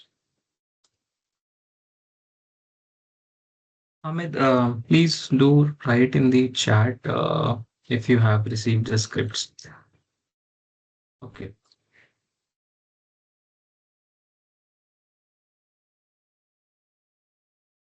So if we find the effective circumference for the resonant loop, uh, then we calculate the effective loop radius as C effective upon 2 pi, and the loop thickness. And finally, we create the loop antenna object as ant. And then we have calculated loop radius and loop thickness. We were assigning that to radius and thickness. And this is not important. This is just a fail safe if just in case your thickness is greater than the radius. For example, if you made a very small loop such that the metal's thickness was bigger than the radius, then what would happen is there would be no loop actually. It will be just a small, very, very small disk because the radius is smaller than the thickness. So just to check that. So this will throw an error. This is not important. And then what one thing you can do is also do a mesh refinement by using this script. This is also not important. MATLAB automatically does mesh refinement. Just in case if you are facing troubles, you can also do these things. And then finally, you can use show and to get the antenna geometry. We also saw the script for S parameters analysis. We calculate using these functions, save the S11, get the magnitude and phase, and then use plots to do this. And input impedance, similarly, we as the characteristic impedance or the intrinsic impedance we are considering as 50 ohms, which we want to normalize. And then we are calculating the input impedance as Z naught multiplied with 1 plus S11 divided by 1 minus S11. We are using dot over here because S11 is a vector, so this will do an element-wise multiplication. If you remove this dot, this would then this thing will either throw an error or it will do a matrix multiplication, and then that will be wrong. We want to do an element-wise multiplication over here. And then we extract the real and imaginary part of the input impedance, and then again we use the figure window and plot functions to plot them together. And then there is this part of the script is for find uh, to plot, put a marker on the resonant frequency. So let us run this. And the next part is for Smith chart. It's just use a Smith plot for S and S parameters. So if we run this, this is this is also pretty fast. So in your laptop also it should not take long for an 8 or 16 GB RAM computer. It would probably take like at best a minute. If it's too slow, make sure you reduce the number of points which are running. So this is the Smith chart. We have the input impedance plot and the parameters and the loop geometry. Again, you can try to move this and see, and you can zoom in and see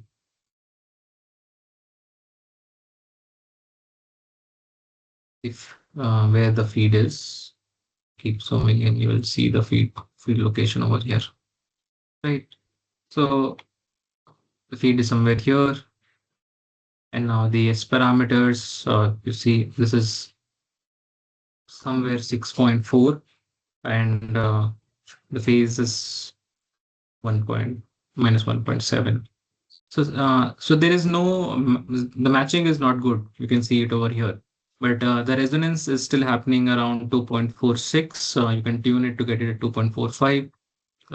you can see this, the imaginary part is crossing the zero axis at 2.46, and at that particular point, at that 2.4, at the resonance, its the input impedance is 142 ohms. So 142 is very far from 50 ohms.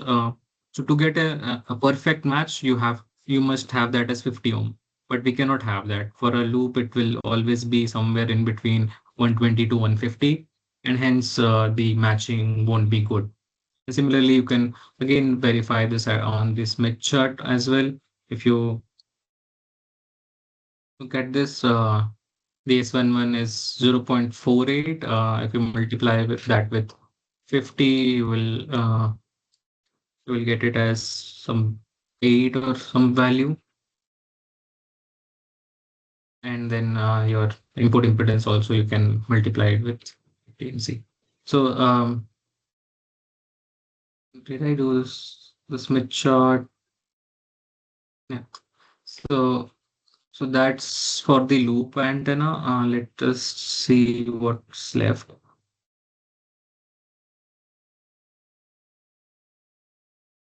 From now, the things will seem repetitive because we'll be doing the same analysis for different antennas, and that's how you learn, and that's what you do for every antenna. You must check the S parameters, the input impedance, the Smith chart, the radiation patterns, the gain, and things. So at the resonance, the input impedance when it is zero, but the S11 we saw it was so the real part was around 142, and this explains why S1 is not very low. And similarly for the Smith chart, is crossing the real axis but not at the center. So if you had a resonance along with good matching, then that would cross here.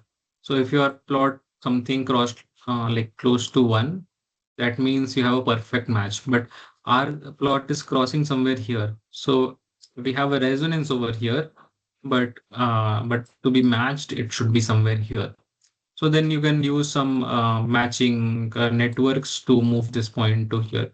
And matching networks are in itself their own thing. So which is a separate course altogether.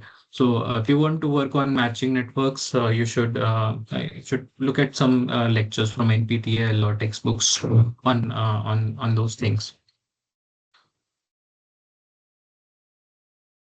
Now, why matching is hard? If you take the input impedance as 142, the achieved S parameter would be minus 6 dB. So although we have a perfect resonance, we have poor power transfer. So if you have a circuit which ends at 50 ohm, for example, you made a rectifier or something which was at 50 ohm, but then you have an antenna which is a loop antenna, but its impedance is 140 ohms.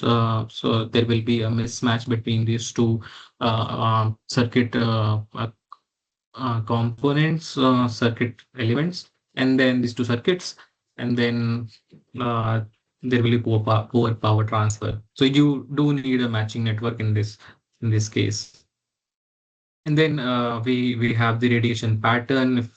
If we'll run the code is after this.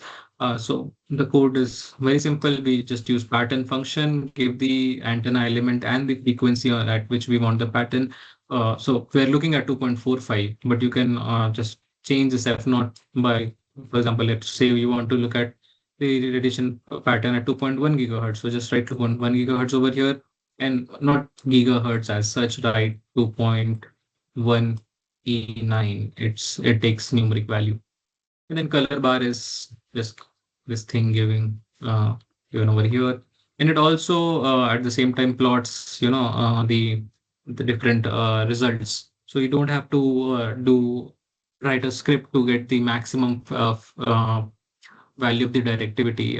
It's 3.65 as shown over here. It will be written all in the plot itself. And the minimum value is also written.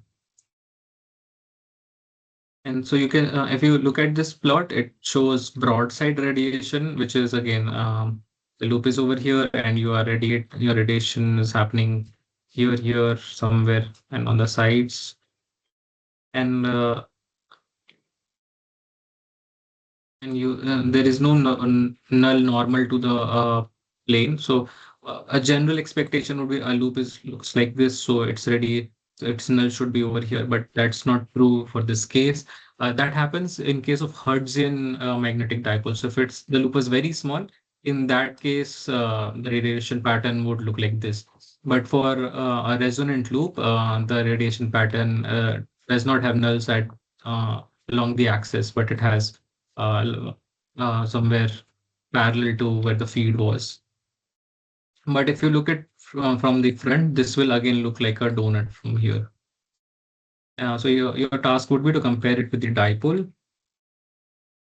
And we'll also look at the current distribution. If you look at the current distribution, uh, um, you will see that there is the standing wave happening. So blue color is low, and then this becomes higher, and then this becomes lower again. So you have maximum uh, current at the at two ends, right? So this is also very similar to if you had looked at a dipole, it was zero at the ends and then maximum at the center. So there is some resemblance happening with the dipole as well. So let us run the scripts for radiation pattern and uh,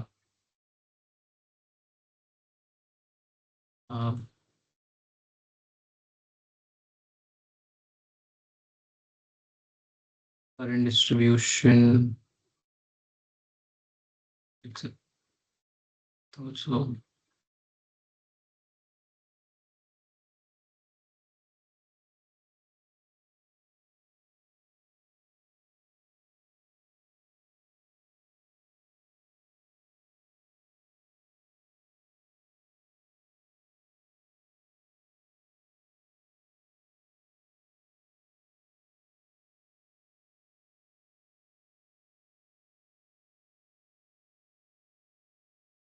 okay. So now, if you look at these plots, these look very similar to what a dipole had, and you can also rotate. See, this looks very similar to how the dipole looked like, right? So for a dipole, this null was along its the axis on which dipole was lying, and then it looked like a donut from the top. So this also looks like a donut from the top. Then rotate and check this. You can do E-plane spin cuts by giving that the angles at which where you want to see, and again the radiation pattern also as obtained from the script. So that's it for the loop antenna as well. Now, if you compare all three of them, the length. So for these also, I have not included the effective length. You can edit this. The radiation resistance is it varies. The gain is for loop also you can get around 3 dB gain. Monopole will give you twice the gain of dipole, and the dipole would give you something like 2.3, 2.4 dB gain. In matching for dipole and monopole, it's relatively moderate and it's harder for loop. But I will you'll find papers if you want to work on this. Uh, Coming to the conceptual questions, why does a small loop radiate poorly? You can refer to textbooks to get answers for this. Um, what is the radiation resistance? Why is the radiation resistance proportional to the area? Why is the loop dual to a dipole? All these things we'll find in Malanis. I've just posted this here so that you can think on this. Okay. Now we'll move to the third part of the lecture, which is a slot antenna.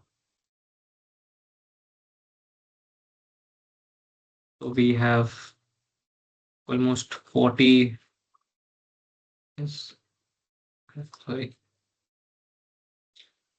we almost have 40 minutes with us. Let us quickly run through slot antenna and we'll do patch in the next class. I've already shared the script with you. You guys can try editing that. We'll do patch and horn along with arrays in the next class. Let us start with this. So the slot antenna is based on Babinet's principle and electromagnetic duality. I do have a slide on that which will come later, but just to give an idea, essentially what a dipole was two metal arms connected with connected at the center with some source, and there was nothing around it, right? There was metal PEC here and vacuum here. Now, like intuitively, what you could do is have EC everywhere and then cut a slot, which is a complementary visualization of the dipole. And then at the center, you could excite, put a source and excite it at the center. And that's what a slot antenna is. So it is a complement of the dipole. So the question which led to a slot antenna was what happens if we remove metal instead of adding it? Uh, and the answer is a slot in a conducting plane radiates. So if you have a slot in the conducting plane and if you add excitation to it, it would start radiating. And then you could always do get more mathematically involved with this antenna and refer to textbooks for the derivations of how the fields would look like. For us, we'll just try to implement this slot antenna and see, look at the results. So, defining the slot antenna, it's a narrow rectangular cut it in a conducting sheet fed fed across the slots. So, sorry, I cannot zoom this, but you will but if you have this slot and if you enlarge it like this, like so, so it is fed at the center like this across like for at the smaller length, right? Not at the longer length, at the smaller length. And the resonance condition for is the length of the slot should be approximately equal to lambda by 2, but slightly shortened again due to the effective length effect. Uh, because the zero the field becomes the current becomes zeros at a point away from at a distance larger than the physical length. So we what we do is we make the physical length smaller so that the effective length becomes equal to the lambda by 2. Now, this is a complementary structure that produces complementary diffraction. You can refer more to the textbooks, but if you yeah, from the textbooks, we get this the impedance of this slot and impedance of the dipole. If they are multiplied together, you get this square. Your n is your free space impedance, right? By 2 whole square. So this gives where n is 377. So this gives the key equation of this lecture. So this from this formula, you can get the input impedance of the slot, and which turns out to be much bigger than 50 ohms. So this will be around like 300 or something ohms for the input impedance of the slot. So then now we are sure that a slot antenna we cannot we won't have it as matched, but it will still radiate and it will still have a resonance. So yeah, here is the picture. So this is the slot antenna, how it looks like, and its complement is essentially this is the complementary dipole, and this is how it is fed at the center. If you and there's this trick, if you move this feed at some other location, you can actually work upon the matching, but it might also affect the resonance. And the duality is electric dipole, its dual is the slot antenna. Metal duality is the aperture. So if you have aperture here, you will have metal here. Electric current will become magnetic current in terms of derivation, and E field will become H field. A slot, and hence a slot behaves like a magnetic dipole. So later I can just draw this now. So electric field will be like something like this, right? So electric field will be something like this, which essentially makes the magnetic field something like this. Maybe I should use a different color. So the magnetic field looks something like this. But if you look at the dipole, in this case, electric field is like this. So, so the H over here is actually equivalent to the E over here. So hence, the slot antenna is acts like a magnetic dipole.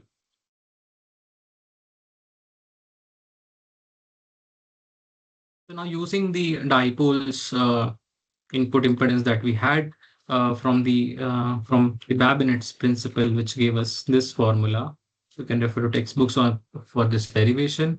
This will give us the input impedance somewhere around 363, and matching this to a 50 ohm circuit is will be tough. So we won't care about matching. We'll just look at these parameters. But the important thing is looking at the impedance plot and the Smith chart to see where it cuts the real axis and where the resonance is. So the resonance will be determined by looking at the input impedance plot and not the S parameters. So the script is very similar to the previous ones. We will define all the F naught, C, lambda, and everything. And then for the slot antenna, what we do is we define the slot length as an effective this shortening factor multiplied by the lambda, and the slot width as lambda by 50. You can change it to 100 and see what happens. 100, 200, or maybe 25 or something, and see the effects on the radiation characteristics. Then we will change the ground length to 3 lambda by 2, or make it even higher. They should be larger as compared to lambda, such so because if you make this really small, then the radiation pattern and gain would be bad. And then again, we define an instance ant as the slot. You can yeah, like for dipole it was dipole, monopole it was monopole, and for loop antenna it was loop circular. Uh, and then a slot antenna will have these traits: length, width, then the length and width of the ground planes. So once we have defined all this, we can use uh, we can use show antenna to show the antenna, and then the S parameters can be calculated in a similar way. This is the same script like the previous slides. We have S parameters, the S11, and then S11 mag and S11 phase. So let us first run the slot antenna code. I think I'm going a bit fast now, but I'm also repeating a lot of things which we saw in the previous codes. So here is the slot antenna. Let me run it until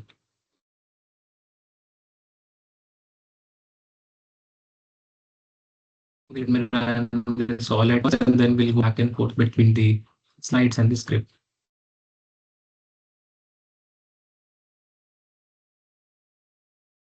I've only run it for 51 points. We can increase the number of points as well.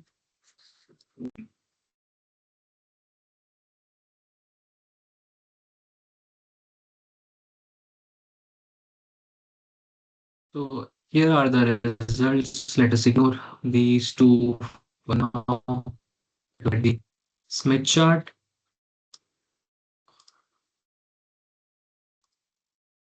Here is the Smith chart. Here is the input impedance plot.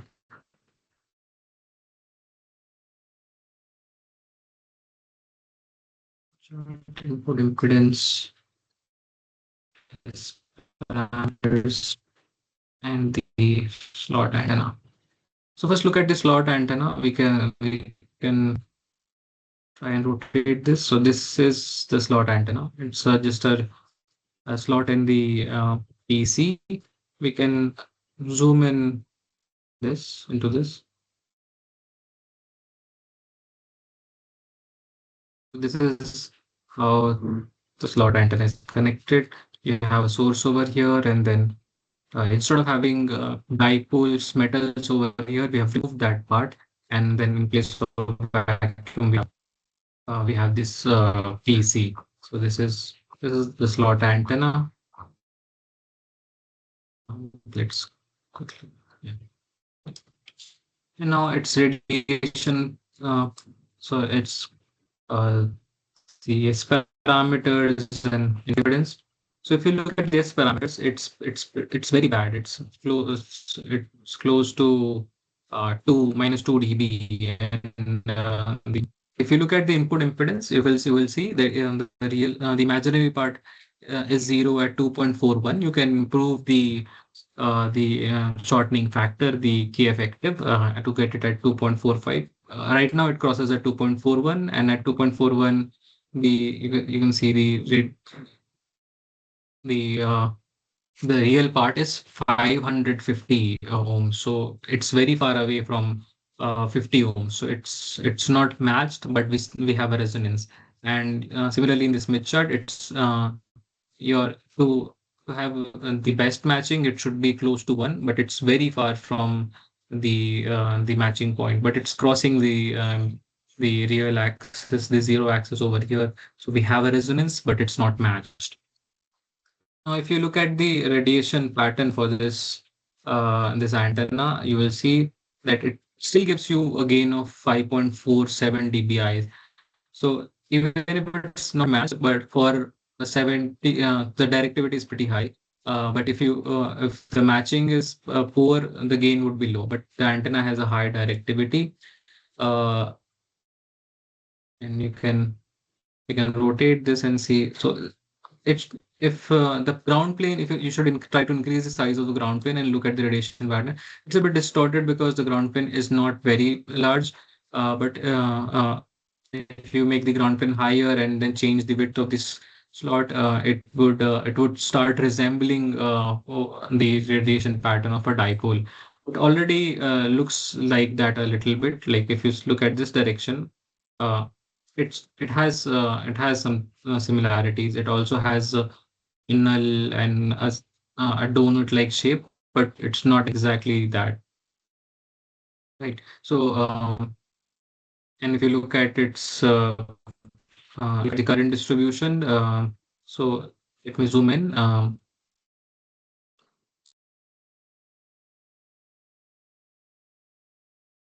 So similar to a dipole, you have the maximum. Uh, Opposite to a dipole, a dipole had zero current at the ends, and maximum at the center. But over here, you have maximum current at the ends and lower lower current at the center. So this is complementary of the dipole, and this can be related with from the current distribution plot. Now, because in this case we have radiation because of magnetic current, which is in the opposite direction, right? So the electric field was like this, so we have magnetic fields over here. Coming back to the slides, so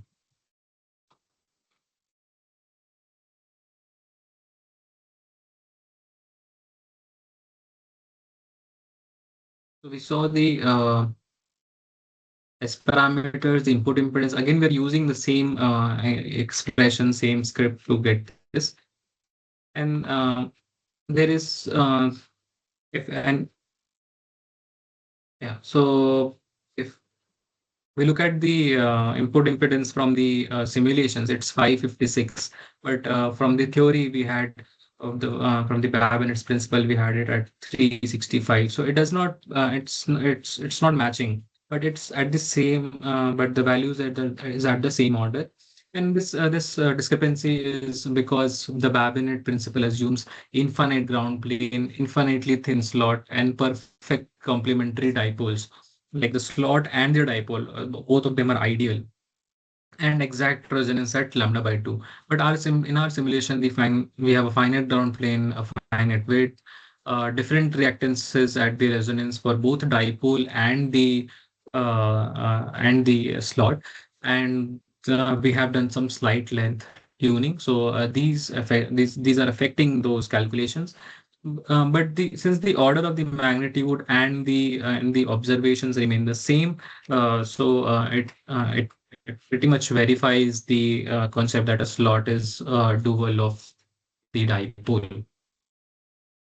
And looking at the radiation patterns, we have verified all this, and uh, yeah. So this is the diagram I was referring to at the beginning. I placed it at the wrong place. So in the dipole, we had the electric field happening like this. So its babinet equivalent will be a slot having a magnetic field like this. And if you look at this slot, how the electric field is arranged, in the slot, the electric field is arranged actually like this. And so by using the babinet principle, its equivalent would mean we have the magnetic field in this direction. So this is to give an idea of how the field is arranged.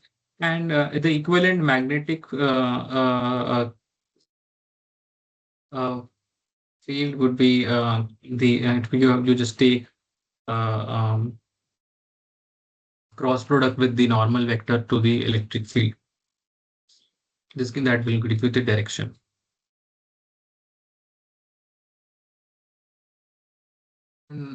So we've already discussed why the slot impedance is high. Slot impedance is inverse of this impedance of the dipole. It's close to, for us, it was 530 something ohms. So yeah, this order, and hence matching will be tough.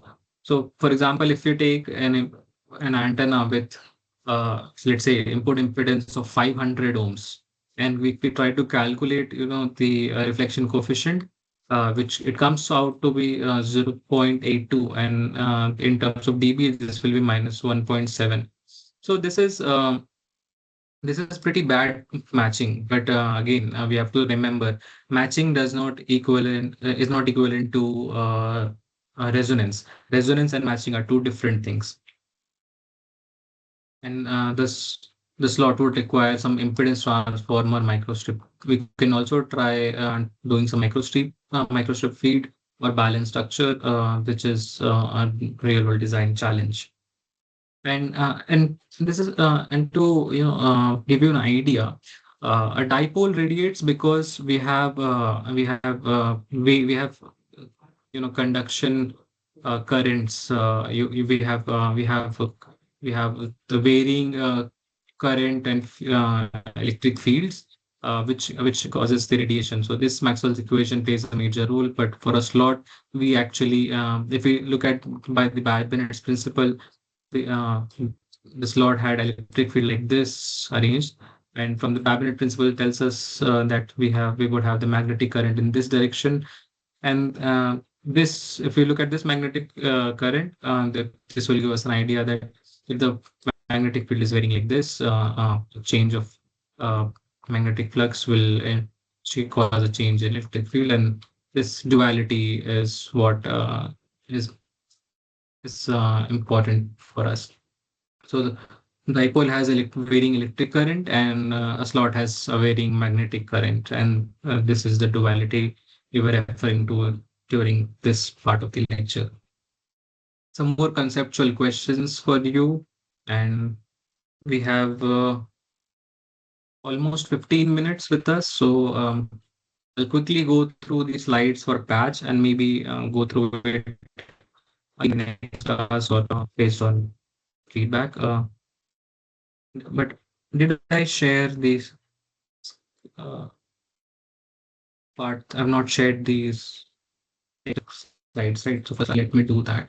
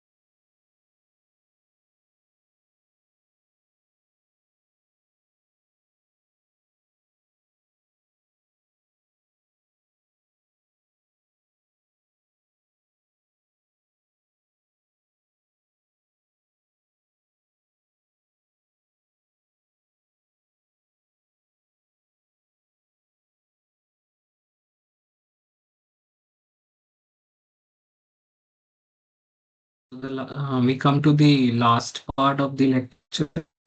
I was in a bit of rush, or the patch antenna lecture is not the best polished lecture which I would be presenting.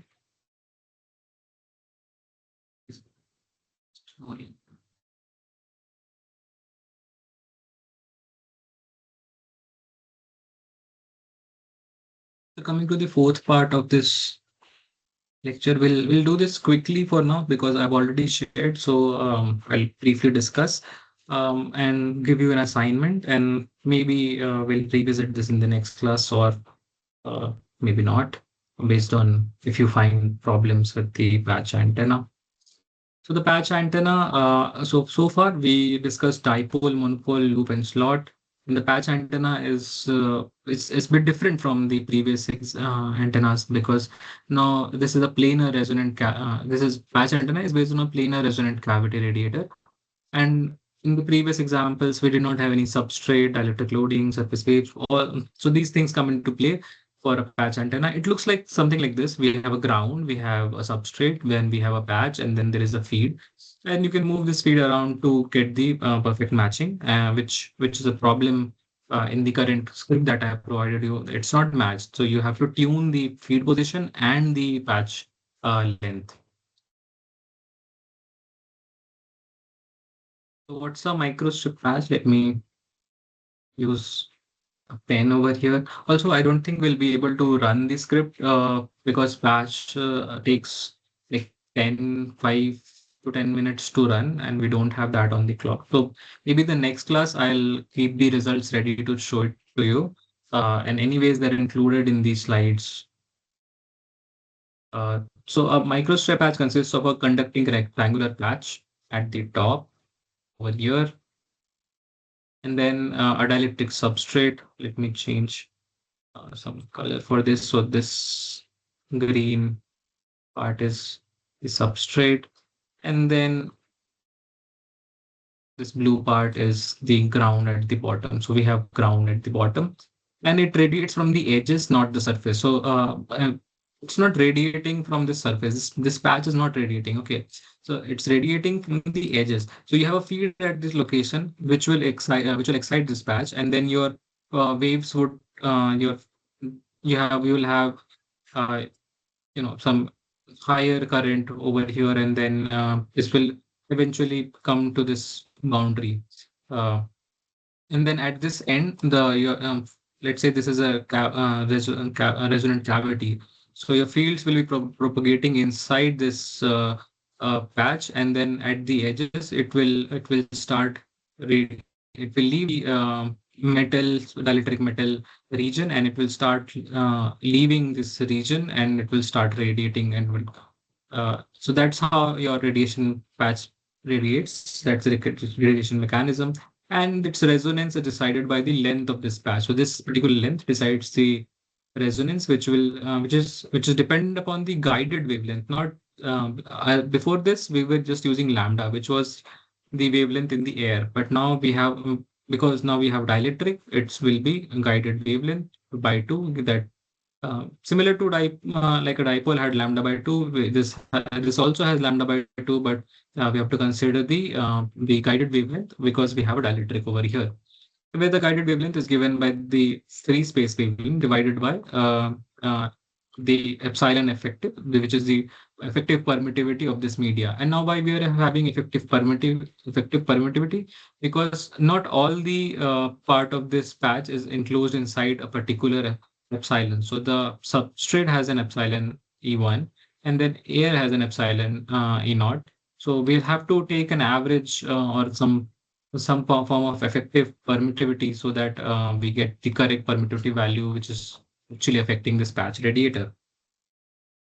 Now, this effective permittivity is formula after a lot of math approximation, empirical studies, is given by this. So we won't go into how we got this formula. This is widely available and accepted. So we will just use this formula, and also not the whole thing. So we can actually our code will approximate this as lambda upon 2 epsilon r. So we'll just uh, remove all this and just put this as epsilon r by 2. So this is some first order approximation. Let's not worry about this. So we get this epsilon effective as this particular formula. So we now have the length for the patch with us. So now we have the length and um, okay. So this discussion is on how the patch radiates as a cavity model. So the cavity is with magnetic walls at the edges and electric walls at the top and bottom. So you have magnetic walls over here, you have electric walls over here, and the dominant mode is TM10. This is you can refer to some other lectures to get idea of what how the and which modes are propagating in Uh, we won't go into much details into this. Also, we are short on time. Maybe next class we can discuss this. And the E field variation across the Z axis, let's say Z, yeah. So the Z axis is in this direction. So the E field variation will be some cosinusoid like this. So it just will vary something like, and this will vary. Sorry, something like this. So it will be maximum at the edges and then some minima at the center. And the resonant frequency is calculated by this particular formula, which is based on the previous derivations. And then we can assign the patch length, which is the uh, which is the defining factor for the resonant frequency for the patch. And we'll also have to again accommodate the effective length factor as and in, I've used a 0.98, which is not good. So it's up to you guys to find out the correct factor. But I'll show you how the results would look like. And this, mind you, again, the patch simulation takes a bit more time than the previous examples. So we will set up again with all the formulas. To design a patch, you have to use this particular function, patch microstrip. You can either do patch is equals to patch microstrip colon and then start doing this, or do this. This is also fine. Patch microstrip at f naught, and then define the substrate as I've used FR4 at 10 gigahertz, which is a bad choice. Use some Rogers of our simulation that will give you better results. And then once you have defined the substrate, its epsilon, loss, tangent, thickness, and everything, then you have to define the size of the ground plane, and then you can use the show uh, to show the antenna geometry. So this will look something like this, and similarly, you can calculate the S parameters with the same function that we have used for the previous uh, codes. So since I have not optimized it, you can see the resonance or happening somewhere, this matching happening somewhere at 9.7 gigahertz. You have to tune the K effective value to get the resonance at the correct frequency. Uh, The impedance plot, I don't have. Yeah, I have a Smith chart over here. So the Smith chart, it's crossing somewhere here, so the matching is very poor. But if you tune this correctly, also try to plot the real of Zn and imaginary of Zn. The script which I've given you does not do this. So maybe use one of the previous scripts and copy the snippets, which will give you, and look at where the what the real value is when the imaginary becomes equal to 0. And for the radiation pattern, again, since it has a ground plane at the bottom and the patch looks like something like this, its radiation pattern, it's broadside above the patch. And yeah, so I don't think we have enough time to run this script because this will take 10 to 15 minutes and we only have like 5, 6 minutes with us. So let's quickly compare what we have seen so far. So a dipole its radiation mechanism is it's an electric dipole, and a monopole would be using its image theory. Loop is a magnetic dipole, and slot is essentially a complement to the dipole. And patch altogether is completely different. It is a cavity resonator. The size is lambda by 2, lambda by 4. This is close to lambda. This is lambda by 2 again. And for a patch, this will have lambda by 2, but the guided wavelength. So, and all of these antennas can also, if you insert them into a dielectric, then all of them will also become lambda will become lambda g for these cases as well. Again, dipole typically has close to 2, monopole has close to 5 or 6, loop has 2 to 3, slot has 4 to 5, and patches between 5 to 6 if you do it correctly. And the bandwidth for dipole and monopole, it's moderate, but for all these cases, it's narrow. Um, and why does patch dominate the modern systems? Because a patch antenna has a lower profile. It's 2D. It can be accommodated easily into PCBs, and it's easier to draw. I mean, make arrays out of patches. A dipole would be then a whole lot of problem in itself, because you will have it becomes a 3D structure. For arrays also, for patches, it still remains a 2D structure, and it is directional. Now, the disadvantages is that it isn't in itself, it's narrow band, but again, you can do a lot of things with patches, and you can have multiple resonances close, and so to achieve a wider bandwidth. And then you have surface wave loss and dielectric losses. So there are losses involved with the dielectrics. And your homework is to tune the script which I've given to achieve resonance at 10 gigahertz, and also plot the input impedance plots. And then there are some conceptual questions for you to think on. So we're very close to 6 p.m. So we'll close now. And if there are questions, you can ask them, or we can move this entire conversation to WhatsApp. I'll I provided the lectures, I provided the scripts. I'll upload the recording and share it by maybe this will take time because these lectures are pretty long. Maybe by midnight, I'll try to upload the lecture. If there are no questions, maybe we can end this.